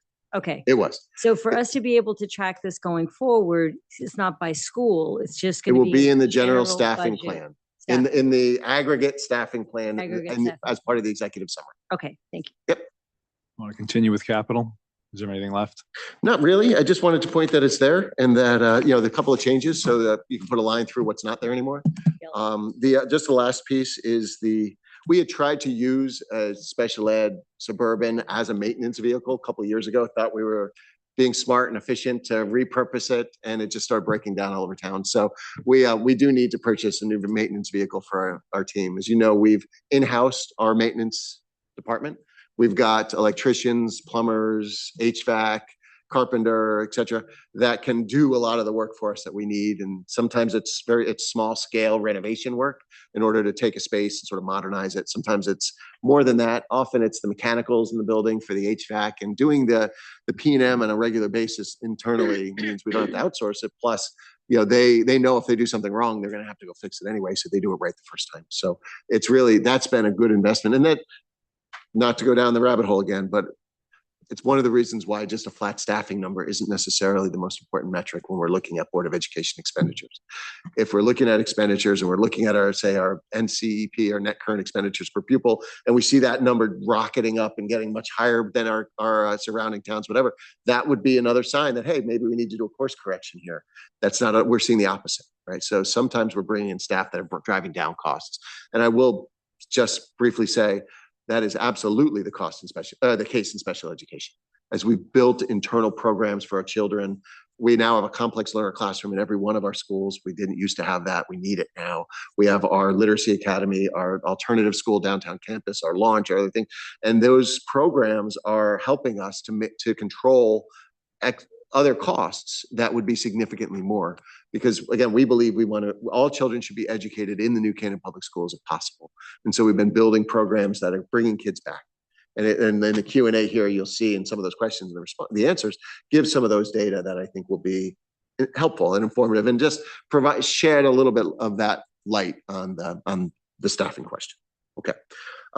One tiny little capital question. The reason the maintenance vehicle is 5,000 less than the special ed transportation vehicles, I assume, is because it has less safety equipment.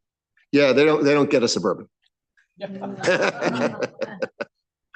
they'll be in a tool truck. Yeah. Thanks. Yeah. Okay. What is the capital for technology? It's 800. 800,000, which has been consistently that way for Are they leases? Is long that time. what we used to do? It used to be. We've moved away from the lease. Now it's a straight spend because of the timing. What was happening with the lease was by the time the budget was approved and then the lease was shopped and purchased and what have you, we were well into the summer and we missed the opportunity to do our technology installs and upgrades and implement, and then it would impact the start of the school year. So now by straight financing it, we're able to go right out and get what we need. And what does that pay for? Like devices K-8 or? No, it's across the board. It's devices, but it's also network infrastructure, cybersecurity, it's classroom technology and devices.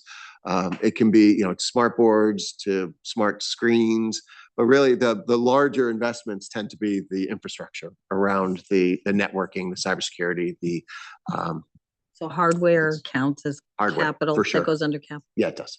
Yep. Yeah, the network appliances and things like that. Mm-hmm. Sure. So Dr. Lutzy, where are you at right now in your presentation?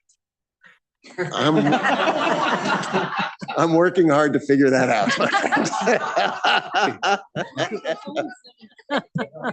According to that phony baloney clock up there. I think if you agree, certainly, Mike. We worked very hard as a cabinet otherwise we wanted to respond to all of your questions, and we were able to do that. We worked very hard through the week, whatever, to get done. I'm not going through them tonight. For you. But what I'd ask, if it's all right, it's that thick packet. And we tried to be thorough in our answers. And we also tried to provide some resources in the appendices, right? So you've got the packet, the questions and answers, and then several appendices that are there. I do, just for what it's worth, want to share that we do go to great lengths to share as much information as we can. For instance, in the packet, you'll see that there's an unaudited year-end financial report. Just like we share our statement of accounts every year, We share that out every year with every member of the town bodies, including the audit committee, et cetera. So questions around sort of what was unspent and what was turned back, or can we have this or have that? Like all of that has been shared. We're glad to put it together and to, try to create a table or a chart or a graph or something, but the council does have that information because we do share all of the financial things along the way. But so there's an example of last year's unaudited financial report in here just to show. Again, a lot of it does come from Roberta Recooper is her name. So if you're not getting emails from her, let us know and we'll make sure that you do. But you should, because it's the TC distribution. If the council members want to go through the Q&A, and then somebody can just let me know if there's any that we'd like to pick up on next time we get together. Very happy to do that. Yeah, so let me try to manage this docket a little bit right now with everybody's input here. So you've gone through, I think, quite a lot. I know that from my perspective, I could be wrong. One of the two big issues of a lot of people I spoke with, not everybody, was obviously what we did spend a considerable amount of time on. And it appears that there's more discussions to be had, call it offline, which I think is a better management tool for us. The other issue that I do think we need to address is the ISF, okay, which is a longer discussion. You have been good enough to give us the responses to these questions. It's probably not a good use of time to walk through them here, and I think we do need the time to absorb these answers. It's a lot of dense material, and I think it would be more productive to discuss it when we reconvene on. Huh? The 31st is yeah. So we have additional time with you on that, which I think is great. So maybe at best, and then I have to do something I normally wouldn't do, but we have something on our agenda I should have put up at the front was an appointment to ethics. This may be a good point to break. Allow us to do that, and then perhaps you can let the crew go, and we can either talk about ISF now, unless you want to keep some for that exhilarating discussion. It's up to you what you want to do with your staff. I'm just trying to accommodate. No, I'm going to send them. I'm not trying to curtail any discussion here. I think the questions we have outside of the whole FTE headcount thing, I think many of them are actually embodied in this document, unless I'm wrong. So it just wouldn't be productive to just start, kind of randomly go through these things when we can have the opportunity to discuss and have follow up at the next meeting. So, I mean, are you okay if we do that? Because we really do need to get to the appointment. The individual's been waiting, and I should have flagged that earlier. And then we can are you prepared tonight, Doctor, to discuss ISFs? So we could have that discussion. And then you tell me if you want who, if any, you want to keep here. So, perfect, exactly. So are you all okay with that? Is that all right if we just manage it that way? And then I think also for us, we won't be here until whenever. Because when I started, it was literally like 3.5 to 4 hour meetings in those first early years, right? We're almost there now. Yeah. 5, yeah. Anyway, okay. So we're going to break. We're going to do what we need to do, and we figure out what you need to do. Okay. Go for it. All right. Great. Okay. So what? 5 minutes, right? What? Yeah, this is going to take us all 5 minutes. The ethics committee, right? So what we'll do is just for our logistical purposes. It's not even mine. I'm just grabbing because it's there. So I'm just going to make a motion. I guess procedurally do this correctly, right? So I'm going to make a motion to break out of this agenda item number. Number 3. What is this? Four. This isn't even the one we're on today. Number 4. Number 4. No. I was looking at the wrong one. Mr. Chairman, I move that we move budget agenda item number 4, appointment. Can you speak onto the mic? Speaking into the mic. Excuse us. Still have to. Is it on? All right, so we're entertaining a motion from Eric Tunham to break out of agenda item number 3 and put in agenda item number 4. So Eric, make your motion. Motion to discuss and confirm the appointment of John Bryan Esquire to the Ethics Committee for a 3-year term ending December 1, 2027. So who seconds the motion? Kim seconds. All in favor? Okay. The motion passes unanimously, correct? Right, no one, there was anything? Well, No? the motion officially was to discuss and confirm. So I suppose if there's any discussion, we should allow for that, and then I will make a motion to confirm. I've actually spoken to Mr. Bryan, and I am prepared to move his appointment. Okay, fine. So is there any discussion on this Is he motion? online? Yeah, he's been waiting. I would love to just hear him say hello, and I didn't get a chance to reach out to him. I mean, I did look at your resume, or it was wonderful, but I would just, if he's here, why not? If we have a minute. 100%. Great point, Kim. So why don't you go on ahead and introduce yourself and tell us a little bit about yourself and why you want on? Sure. So my name is John Bryan. I have lived in New Canaan for almost 6 years now, and I'm raising my daughters here and looking forward to having our oldest in East Elementary School next year. So for kindergarten, so interesting discussion on the Board of Education budget. And glad to hear too that there won't be 27 kids per teacher in East Elementary School next year. I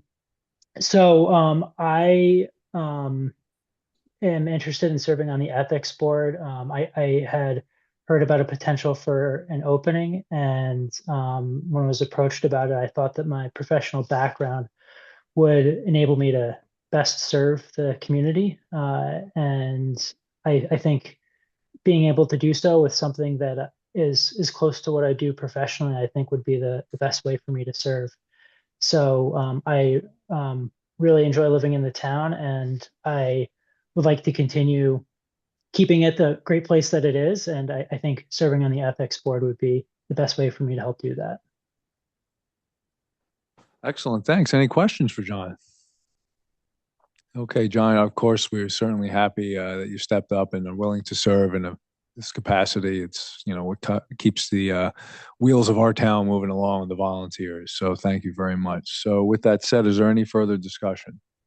No? I just have a question. Sure. With the 3-year term ending December 1 of 27, is this an unfulfilled term? The vacancy. Yeah. Okay, so we're all prepared now to actually vote on the appointments. Yes, okay, all in favor? Motion passes unanimously. Thank you, John. Thank you, John. Thank you very much. Good night. Do you all need a quick minute for the bathroom? All right, why don't we come back at 8:40, 8:55. 8:55. 7th inning Anyway, don't have our speaker here anyway, so let's take a quick second here. Okay. Sticky bones. Right back. Same back channel, same back You time. look like you're up and running and ready. I to remember begin. that. How are you doing? All right. Should I go to the bathroom? He really did answer all the Someone make up questions. my It's mind. impressive. Yeah. There's probably ice in there. You don't show it. You look perfect. Thank you. Should have seen me yesterday. Yeah, I went into the office thinking, oh, this is trying to get back to normal. Not New York City, but like normal. Yeah. But it's just like too much. Are you walking with a cane or a crutch? My husband was getting You should. You should get a really cool cane. Exactly. Go to the Adirondack store. I think they have really cool canes. No, and I got not that you're gonna kind of wear my mother, but she's so super stylish, and so like you can get her like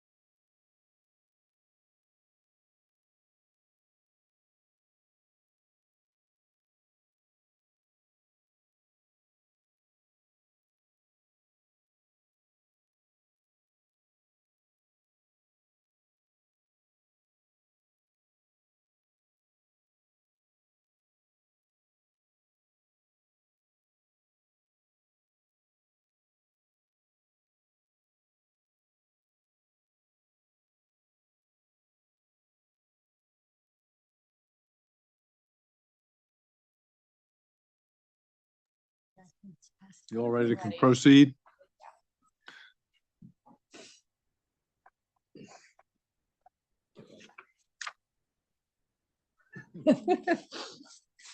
All right, Dr. Lutzy. So why don't we get into the ISF so we can ask whatever questions we have. I think it's just better we hit it tonight, even though we're going what I consider to be longer.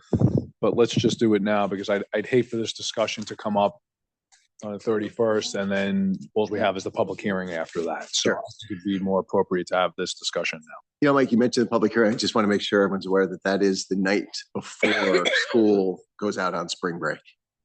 I mean, yeah, on spring break, right? Is it the Holy Thursday before the Good Friday? No. Okay. Okay. That's the night of the public hearing. We looked at it to try to change You a did. lot of things, and it was extremely difficult. So, anyway, okay, thanks. Doc. Good. Yeah, and thank you for that. And again, Eric, you and I will talk and we'll set up a time to get together between now and then and have lunch and maybe dinner. All right. So I'll pay for my own dinner. I'm kidding. I'm kidding. The ISF, so insurance is included in the book. It begins on page 96, I believe. And that's where we will pick it up. Well, 96 is the narrative, sorry. Yeah, and then we'll get right into that. Right.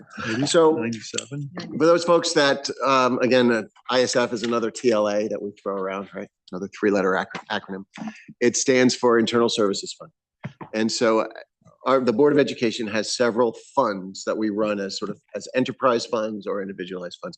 I mentioned earlier our food services account.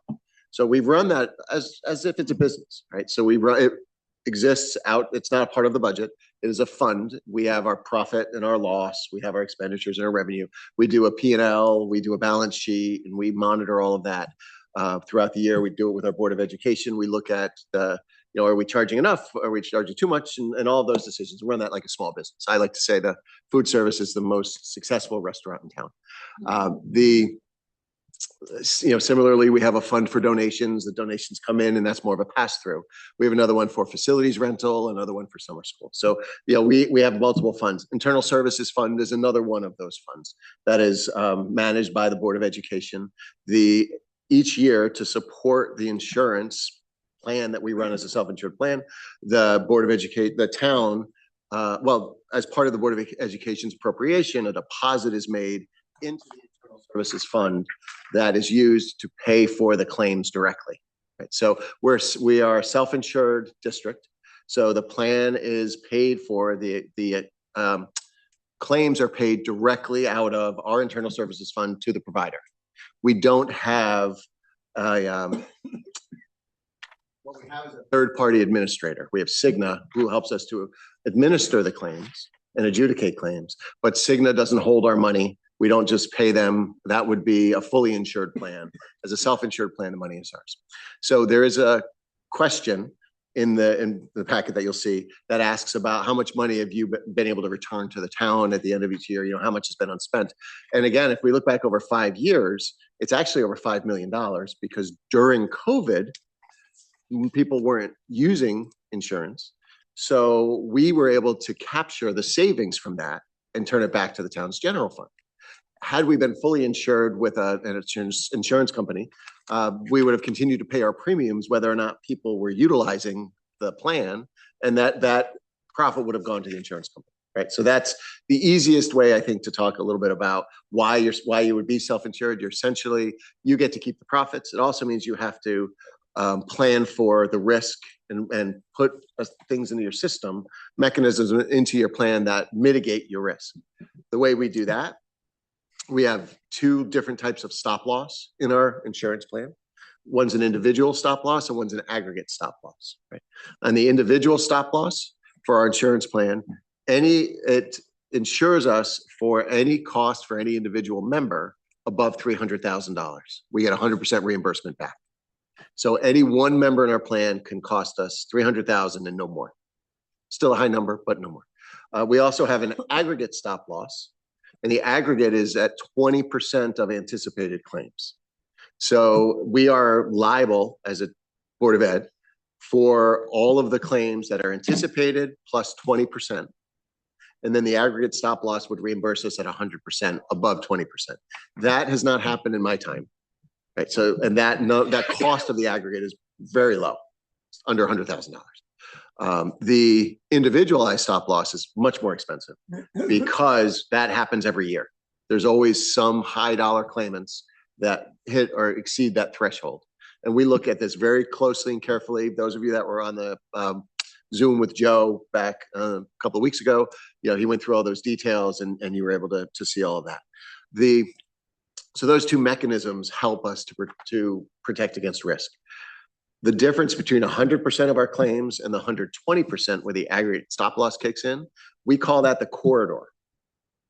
And that's the corridor is what we are liable for, right? That's the risk that we hold when we hold our self-insurance plan.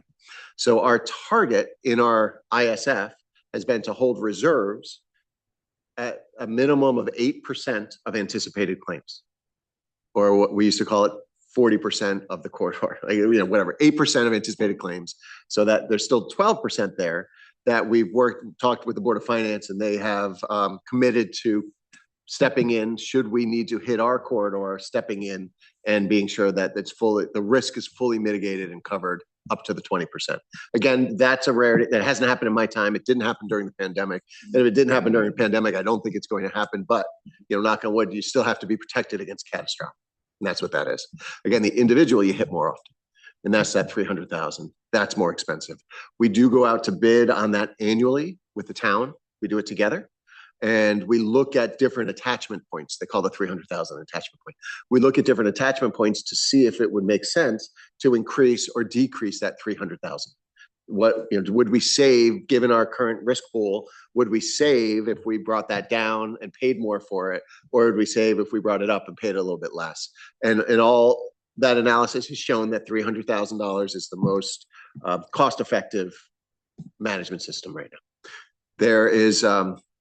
So that's sort of how this all works. The projected anticipated claim cost is put together by Joe.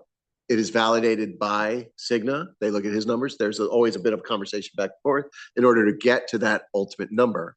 It is based upon 12-year history of claims, and then it's trended forward based on market trend. So as we move through the months, it generally, unless we have a worse month than a year ago, if it's the same or a little bit better, generally the claims outlook can improve for the following year, which is why as we go through the budget process together, when we get in April, prior to the final vote, we'll have an updated claims projection number that if it's lower than what was in the budget, then we'll be able to make that adjustment. And we anticipate, given the history that we've had, that it will be lower than where we started, not only because we're having good claim history, but because another month or two of trend will have rolled off. Because when you're trending, if it's a 21-month trend, you're compounding 1%, say over 21 months. And if if it's a 19-month trend, you're only doing it over 19. So you're saving that say 1% if it's a 12% annual trend. Make sense? Good. English teacher, I'm doing my best. Okay, English teacher, doing my best. So the sort of breakdown and summary of the ISF starts on page 96. I'm going to turn it over to Sean O'Keefe, our Director of Finance and Operations, to talk a little bit about anything I missed, certainly, but anything else about sort of the plans for the funding of the ISF, going into the next year. And again, we did do something in this with the Board of Finance that we haven't done before that does add an element of risk that we've got to keep a close eye on. And essentially, Sean, I'm sorry, I'm trying to say everything you're going to say, but managing the ISF is a long-term thing, right? It's a long-term responsibility. It's something that as we're making our decisions along the way, it's not just for here and now, but it's for that long-term. When Larry, the town's consultant, was meeting with the Board of Finance, I believe, he was talking about the town self-insured plan. And they asked him, well, how often do people go from self-insured to fully insured? And his answer was never, right? And that's because you do come out ahead as long as you manage it carefully and well and think, again, in long term. I have seen districts and colleagues and others get in trouble when they over leverage an ISF in the short term in order to meet a number. So we always want to be careful about that. The reason I say that is what we generally do is, we manage our ISF, and I'll talk about the plan versus year, whatever, in a minute, but we work through, and then we close our books on June 30th. And then if there's are funds available above the 8% and other things that we need in the ISF, we then apply it not to the current year, because when we close the book, we're right into the new year by the time we reconcile it in end of August, beginning of September. That would be applied into the next year's budget. So for instance, when we close the books in FY25, we had about $780,000 of above the reserve minimum that we applied about 800,000 into this year's budget when we built it for 2027. So 25, because we wait till it's closed out, gets used in the 27. 26, once we close it out this year, we'd use it when we build the 28 budget, right? So it's always that 1 year jump, because then it's cash in hand. You've closed the books and you're confident. A bad month isn't going to change anything because you can close it out on June 30th, right? What we did this year was transfer from 26 into 27. And while it's okay because of the way we've trended and the money and where we are, it's not something I believe we want to make a habit out of, because if things, and knock on wood, but if things were to turn for the worst right now and be that way for the remainder of the year, we may have to ask for back, right? It's not actualized until we close the books we have. So that's why we're very conservative in our management of the fund, but we're also aggressive in how we leverage the savings. It's just a 1 year gap, if that makes sense to you. So it's a little different this year. There was a question about it. It does increase risk. We're comfortable, which is what I shared with the Board of Finance. We're comfortable doing it because of the positive claims that we've had. Each month we've been at or below what we had projected. That's great news. And we've been rolling off higher months from a year ago each month, which is going to help our projections, which is also really good news. But I just thought the council should understand that piece, since it was part of the Board of Finance conversation. The last wrinkle before I turn it over to the numbers guy, our fiscal year, like the towns, is July 1 to June 30th, but our plan year for our insurance plan is September 1 to August 30th. And that's because we do most of our hiring in the summer. So people come in and they start, and the plan picks up for them on September 1 as the school year starts. So what it means is this budget that we're discussing includes this summer, right, which is the end of the plan year, and then 10 months of next year's plan year. So Joe has some exhibits I think you saw with the colors that sort of show all of that.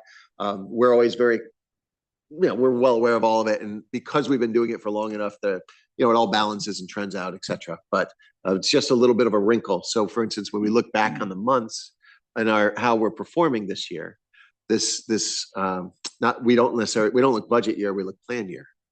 So we look at how are we performing September, October, November, December, January, February. Yeah, good. Oh, what's driving the favorable claims experience? Do you have healthier or younger? What's behind that?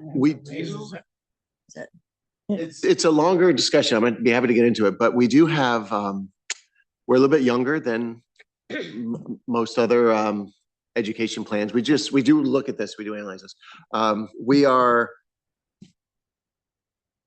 There are fewer high dollar claimants this year than we've had in the last 5 or 6 years, which is great news. We've had a couple of them that had been above the 300,000 exit from the plan for a variety of reasons. We've had a couple where, for instance, some premature babies and things, and so they grow up and then they no longer need the care that they were getting. There's been some reduction in costs of medication, and so our employees are using biosimilars instead of some of the labels and things like that. So they're opting into a less expensive choice, and just some good luck.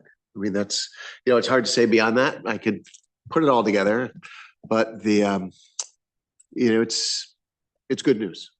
And we do quite a bit with wellness, health, and we have a pretty high utilization rate for preventative care. I think that helps. So there are a lot of factors. Keep an eye on it, but it really is. It's going to help us. It's good, and so that's where the changes that were made with the Board of Finance were made with those assumptions right, around the performance, and that it will at least revert to the projected claims, but not degrade to lose the benefits that we've already earned. That makes sense, right? So. Can I just ask a- Yes, please. So is a claim in a self-insured plan, knee surgery, is it the same price as it would be in a fully insured plan? Because I'm just asking because I keep hearing about districts that their insurance is going up like 30%. So where's it all going? Or are we going to, should we anticipate that our costs are going to go up in some way? So once the projections are, the claimed projections in place for the following year, that establishes that attachment point at 120% and everything else. So that's, we're protected with the corridor and all those things. The cost is the cost, right? So whether you're fully insured or self-insured, right? If you're using the same provider or the same third-party administrator, they're using the same deal that's been negotiated with that provider. So whether the Cigna or Anthem is paying the bill or you're paying it directly, it's going to be the same amount of money. What might change it a little bit would be the agreements you have in your plan, or if you're in a high deductible plan. If you haven't hit your deductible yet, then the user may pay a portion of it. Right. So if it's September 2nd and you need a major surgery, and you're in a family plan, $5,000 of that cost will come from you. And then beyond that, you pay 10% and the plan pays 90%. I don't want to overcomplicate it. I'm just wondering if it's extra good that we're fully insured, self-insured, with all these other towns having these huge increases in their insurance plans. Like, yeah, well, are we going to feel any of that, or are we protected from? I think we have our own experience, right? And there's, I think what we are protected from is insurance companies. We can, with our reserves and the way that we operate, we could run, we can break even and be okay. Right? Insurance company has to make money, right? They have to pay their people. They have to build in margin. They have to build in other ways so if the plan performs exactly as expected, they can't come in at no profit or nobody gets paid. So they always have to charge a fully insured plan more than you have to allocate and use as a self-insured plan. And again, I think a good example is the pandemic, right? So if you're fully insured, you're going to pay your monthly premiums. Being self-insured, we don't pay any premiums. Right, we just pay the claims, and when there are no claims, we don't pay anybody, and we were able to turn that money back for those 2 years. Quick question. Sean, you may be going into this, but I'm just looking at page 98. And the Board of Ed operating budget contributions are up less than 1%. From 2026 projected to 2027 proposed, employee contributions are up 13%, and claims paid is up $2 million over 2026 projected from that to 2027. Are you expecting, there's multiple questions in there, I guess. Why are employee contributions up by 13% if the Board of Ed operating budget is up less than 1%? And why are claims, projected claims for 2027 proposed up by $2 million? Well, the employee contribution, it was basically trended based off of the 25 actuals, which is $3.1 million. So our budget for 26 was 2.7. You can see we're projecting now to be a little bit over $3 million. The $3.4 million really was just trended based on our 26 projected and our 25 actuals. And if you look, right, to just add a little bit to that, hopefully, the anticipated claims is that requested line of the 20,111,000, right? So that's what the cost per member would be generated off of, which then flows into the employee share of the premium, right? So that's why that number's okay. up. So then my question really is, why do you think there's going to be $2 million more in claims this year? So that has to do with the 12-month look back. And that's the number that's improving as we're rolling off some very high months. So for instance, a year ago, March, it was $1.9 million. And that was 600,000 above what was projected at 1.3. So that's that estimate. That's what Joe talked about in the meeting, how he develops that number, right? And that is really based on, it's a 12-month look back. It controls for high dollar claimants. There's a lot of moving parts. Again, I could be happy to go through it with you if that's helpful, Eric. But it really is, that's based on market trend, it's based on experience and the number of trending months forward. And that was developed in October. November for us? Yep. Right. So that number is going to come down. It will come down. Okay. Mhm. So I would, well, just going from 18 up to 20 is not favorable trending. If you expect the 20 to come down, that's We do. probably better. As a matter of fact, the 20 right now is done in 19,818, right? Because we've already, working with the Board of Finance, agreed to bring it down 300,000. So we're expecting savings, not only in the claims, but also in the projected stop loss. So that right now that 1,847,000, we expect that to come down based on the fact that our claims are improving. So right now in our requested budget, we had our stop loss premiums going up by almost 15%. We now believe that that will come down based on, the latest claims data that we have. Thank you. I have a question about the third-party administrator. So I was able to read ahead on the questions that were asked. So this is a question that really isn't about what is right now, but like possibly what could be. And I understand there's a lot of reservations about sending out an RFP because then you're legally obligated to accept it, and there's disruption with the unions and all those kinds of things. But there is a huge appetite from the public to get some transparency on third-party administrators. So you've got Cigna, and I'm sure you've got Anthem and Blue Cross Blue Shield and Aetna. My understanding is, there's no published regulation rates of what they could actually charge. It's all based on claims history. So New Canaan Public Schools is looked at, and then Cigna projects out what the rates are. Or what they charge? Of what they're going to charge, what they negotiate, what they're going to charge percentage for third-party administration and all those kinds of things. So Cigna does not receive a percentage. They receive a flat fee under $500,000 to manage the plan, to be our third-party administrator. But they negotiate with all the providers. We have the same benefit that a fully insured Cigna individual would receive. Right. So, but there's other programs that have different rates, other big insurance carriers. So there's Well, they have other negotiated rates with healthcare providers. Exactly. A different book of business. Correct. And then that would result in potentially different charges. So I think there's an interest in the public to get more transparency on what the comparisons would be with other third-party administrators based on the claims history that New Canaan Public Schools has. So I did read that that's nothing, you're not planning on doing that. That's not in the future, but we have repeatedly, this is my 5th budget cycle, have gotten these requests to try to get more understanding of the marketplace and if we could get better prices. So I only would caution that so Cigna, our claims don't impact what Cigna charges us, right?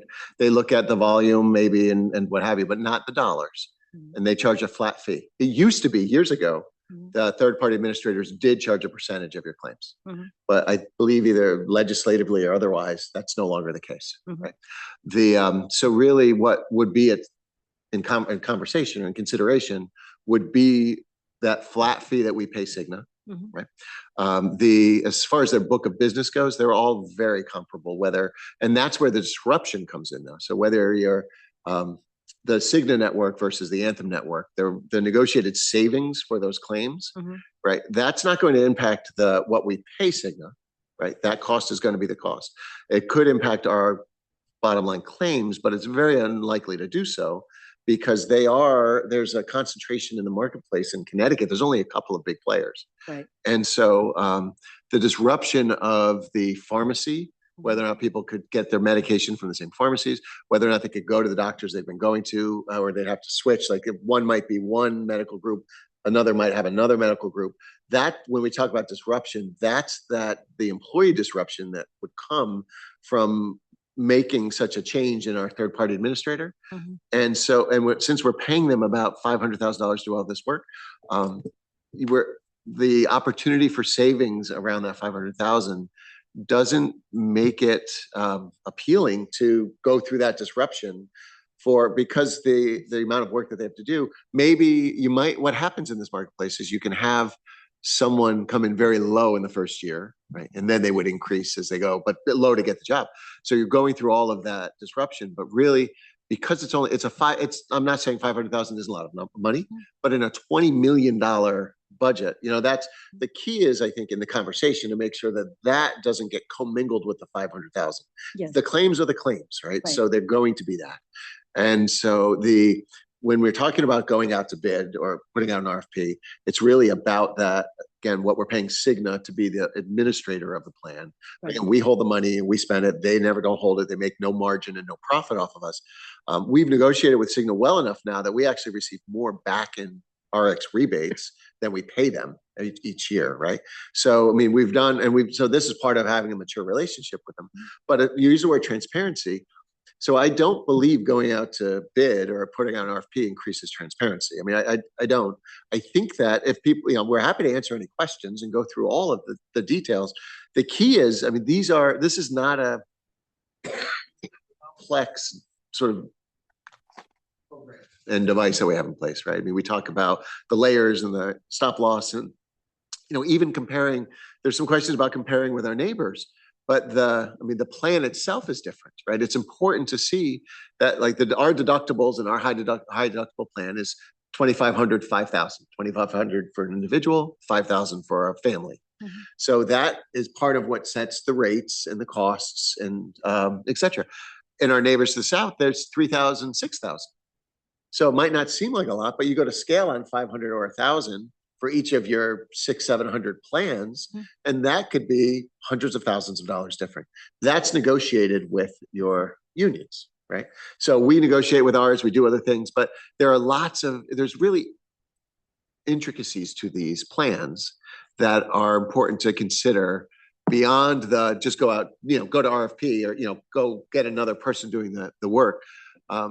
In my experience with Cigna, they've been very responsive. They've been very helpful, and they recognize. We've met with them for a couple of hours just the other day. I mean, this is the New Canaan Board of Education's health insurance plan, right? Mm-hmm. So ultimately, they're helping us to administer it, but sometimes the decisions are made, by the board around certain things, and that's like the guiding philosophy flows as the New Canaan Public Schools plan, right. And so they're there to implement and administer the plan as we believe it should exist through negotiations and through our approach with that. So if we had a reason to, right, if there was something going on and we said that we had an issue, what have you, we certainly would. There's no connection with Cigna or otherwise, other than the fact that the disruption that would follow from an RFP without much of a gain in financial or otherwise isn't appealing for the board and for its members. Okay, thank you for your answer. I just want to bring up two further questions and I'm almost done. So my understanding is the gross claims. I understand there's a third-party administration fee that's a flat fee. Right now, it's like $500,000. So the gross claims is something that Cigna will take and then negotiate with providers to see what they're going to pay out if someone gets a knee replacement or gets some kind of an operation. So my understanding is that different carriers negotiate different rates with different providers. And that's where this big $18 million in claims come in, because Cigna is coming up with the aggregate costs that they're charging New Canaan Town, New Canaan Public Schools, whatever. So another carrier could potentially have different rates, better negotiated rates. They could have better prescription rebates. There could be a savings. So that's one concern. And then the second concern is it has been brought to our attention that Cigna has had some lawsuits over the years that have created some doubts in terms of the integrity of the whole claims management process. So this is just something that I'm bringing forward because we're getting a lot of emails about this and something that people are wondering if could it happen that we could see what other carriers would do. So that's what I just want to bring to the table. And then the other thing was the audit. Because I know you did the audit, hardly anything was found, and then could that potentially be done again? So I'll open it up to my colleagues. But just on the audit, we are in the process of another claims audit. Okay. Takes some time. It's hard to do, right? As you saw, we're talking about 2 or 3 years of claims, probably 17, $20 million worth, thousands of them. But Cigna we will do that with them, and they are aware that we expect our rates to be good and that the audit to be clean, right? And that we again are not afraid to continually negotiate with them. And I do think Joe does a great job. But we are putting the audit in place, and be glad to continue that conversation as it goes. It does take some time. Then Jennifer. So you had mentioned that there's like around 3 different big insurance carriers and 3 or 4.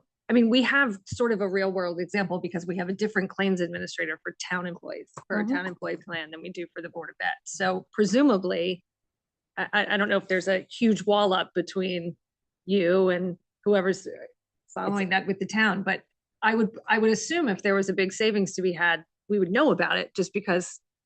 But yeah, I do another think, I claims mean, listen, administrator. this is not my wheelhouse, right? But I'm just I have thinking- spent Yeah. days with Joe Spurgeon, right? And listening through the years we've worked together. I'll simply say this. I do believe that the marketplace is so competitive that if there was one company that had a significantly better book of business, we'd all be using it, right? So I think it really does kind of balance out, because also the healthcare providers are disincentivized from sort of negotiating different deals with everybody also for their own systems, et cetera. So I do think that there's some self-correction in the marketplace, but I'm not an expert. I don't want to pretend to be. And this is just a quick question, but just like, my understanding of RFPs, it's like, it's pretty straightforward. If Tigers, they're bringing forward like someone who's going to pave, they're going to say, okay, this is what we think we can do for. I don't understand, unless you can explain to me, how would they in an RFP be able to tell you already what would they be able to, lock in, these are our negotiated fees at that point? Like I believe it's a good question. Again, I'm not going to speak as an expert. My understanding would be that what's in discussion is the flat fee that the third party administrator would charge us, with an understanding that the claims generally are the claims. Again, I'll verify that with the experts. I mean, my understanding is actuaries for the insurance companies look at the claims history of a self-insured group. And the town has, I think, about 200 employees. They have Anthem and they have a different claims history. Everyone has to be looked at completely uniquely. So we would have to share our claims history. And I don't know if it goes over 5 years or whatever. So they could predict how big of a risk are we to that insurance company? Because insurance companies want to make money. They're not in the business of losing money, right?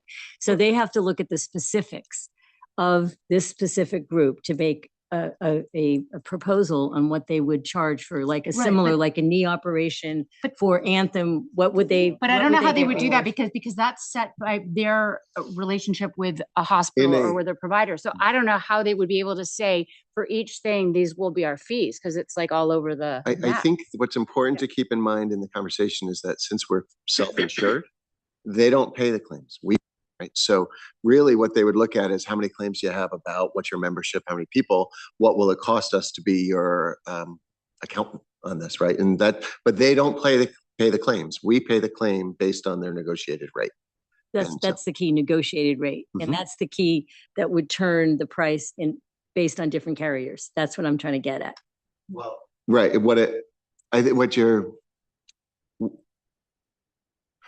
Again, I don't think it changes what we pay the TPA.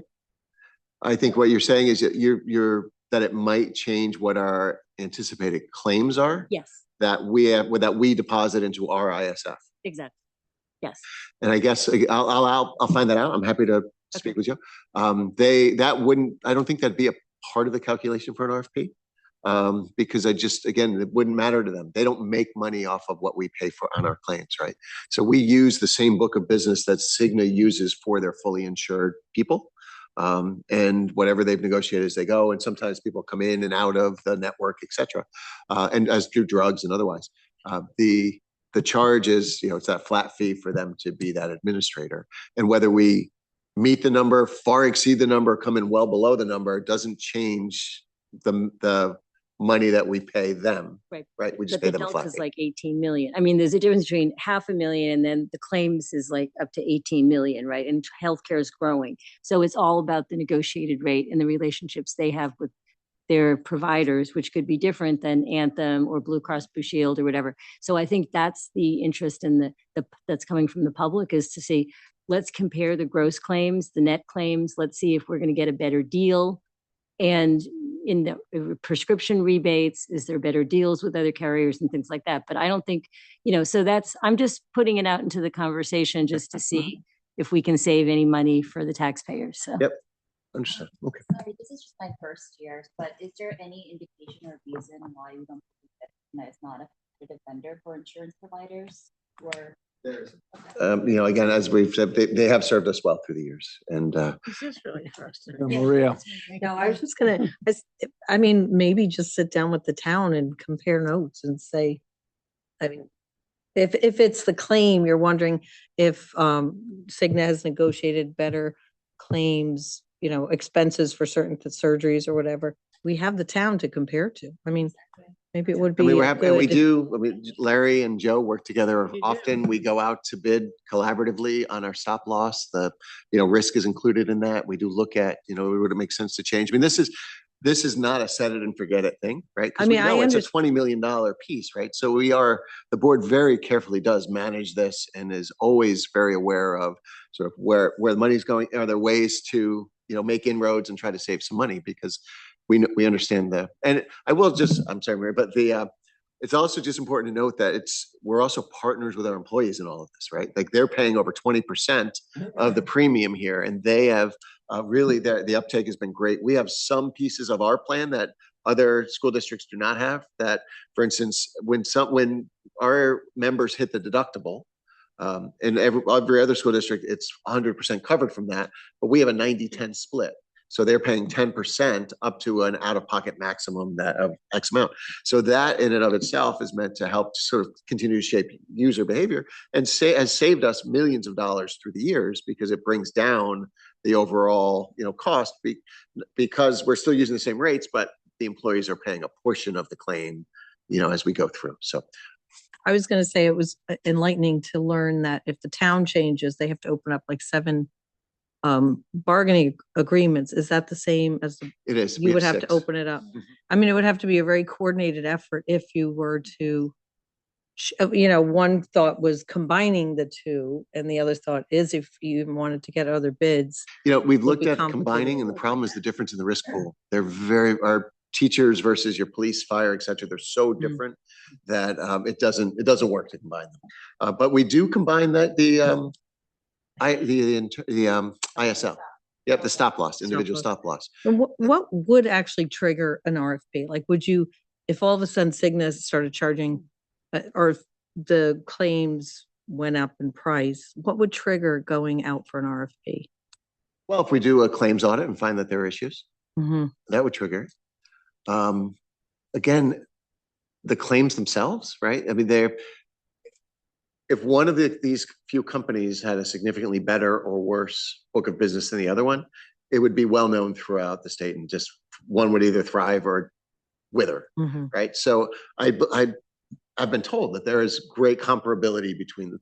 Again, they may be different providers, and that's the challenge. Different pharmacies, different providers. So you're really not saving a meaningful amount, but you're disrupting your employees across the board. And that's the balance. But if there were cause, that would be cause, or if we felt like the service we were receiving or our employees were receiving wasn't appropriate or up to the standard that we expect, then that would be a cause. We have told them that this is a conversation, and we expect them to be incredibly aggressive with their pricing as they come back, and they will be. It takes a lot of work on their end to do a claims audit, because they also have to produce the records on their end and piece it all together and get it to the person, et cetera. And we've told them that this is non-negotiable if we're going to continue working. So we manage this like a business very carefully, and we take an owner's mindset to everything that we do. In there, sorry, I'm sorry. I also have, I must go to different cocktail parties than my town council members. Not one person in the 23 years that I've lived here has ever said to me once, I really think we need to change the teachers' health plan. I am curious though, you're saying the teachers are very happy with it, right? Are the employees, that the Board of Ed employees are happy with the current plan, correct? Yeah, we've been using this plan for a long time. And managing it as managing it as the administrative fee is 2.5% on $20 million. You did an audit a few years ago. It came back I believe you One- said 99 point something. The audit actually cost 50K, which is quite a bit on a $500,000 administrative fee. So, I mean, I guess that should be done every few years, but it is a big price tag. Yeah. Sounds like it's going really well. It is. I will say, Mike, for what it's worth, when we went into the audit, we were assured by the company we would find more than they charged. We didn't. Which was good news and good news, I guess. Good news. Yeah. No, I was just thinking, you said that the prescription rebates covers the administration. Correct. We pay about 500, give or take, for administration. Would We that get be- about 700,000 back for the Would that RX necessarily be rebates. the case if you switch administrators, or then you don't know? Again, depends upon negotiated deals and things with the pharmacies, et cetera. Yeah.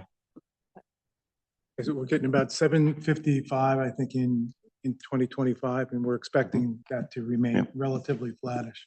And that's part of what Joe has helped to make sure that we get every penny back from those rebates. So, we may be coming to the kind of the bottom of this ISF tantalizing discussion. The only point I would make is that also understanding the difference between an RFP, which is a big process and it's a legal one and it's costly, versus, I know you and I have had this discussion, is it's appropriate from a due diligence standpoint that if we even used a broker, was provided information on our claims history or whatever, well, I shouldn't say whatever, and asked, okay, is there another TPA out there that it could at least just give us a ballpark of what their negotiated rates are, just so we have an internal understanding. I simply see zero downside to that, right? Because, and I've said this to several people, and I've said it to you, if it came back and said, look, Cigna, hey, Mike, told you, Cigna's the best. Stop asking me this question. Great, we're done. Or versus, well, so-and-so company actually can negotiate a better rate, overall for us with these different providers, and they can lock us in for X amount of time. That's something to look at. And I just don't know if there's I see no downside to it. And it's not moving forward with this disruptive step, right? We're just talking about a diligent standpoint. Any M&A deal, however people understand that concept, and just good fiscal management, which I'm not suggesting is not happening. But I look at it that way, saying, well, why wouldn't you want to either absolutely confirm through a third person? I know you and I have had this discussion, saying, look, Cigna really is the best, end of story. Great. Okay. And we can revisit it and look at it down the road, versus here's someone else who can give us a better negotiated rate and can lock us in. And I think that can be done. It can be done without an RFP. It can be done working and providing the relevant information, whether it's a broker, and say, shop this out, man, shop it out. Tell me what you've got. If he comes back and says, I have nothing better, then we're done. So I just ask that be considered, because I think that could go a long way. And honestly, like I said, I'll repeat it again, you very well may be 100% correct. My concern with Cigna is, how long have we been using them? My 15th year. Right. And I'm not suggesting anything's wrong, but I have no comparator data whatsoever. So when I hear, they're giving us the best, I'm like, okay, I get it. But are they? How do I know that? How does anyone on this town council know that? And that's what my concern is. And will there ever be a time where Cigna is not used? Like, how would we even go through the process? Like, to me, it sounds like, why would we ever change that? And that concerns me a little bit. No, I think that's Maria's question, though, right? That we would certainly, if the quality of the service degrades, if we do a claims audit and find that there's more issues than we would accept, there are reasons that we would consider doing it.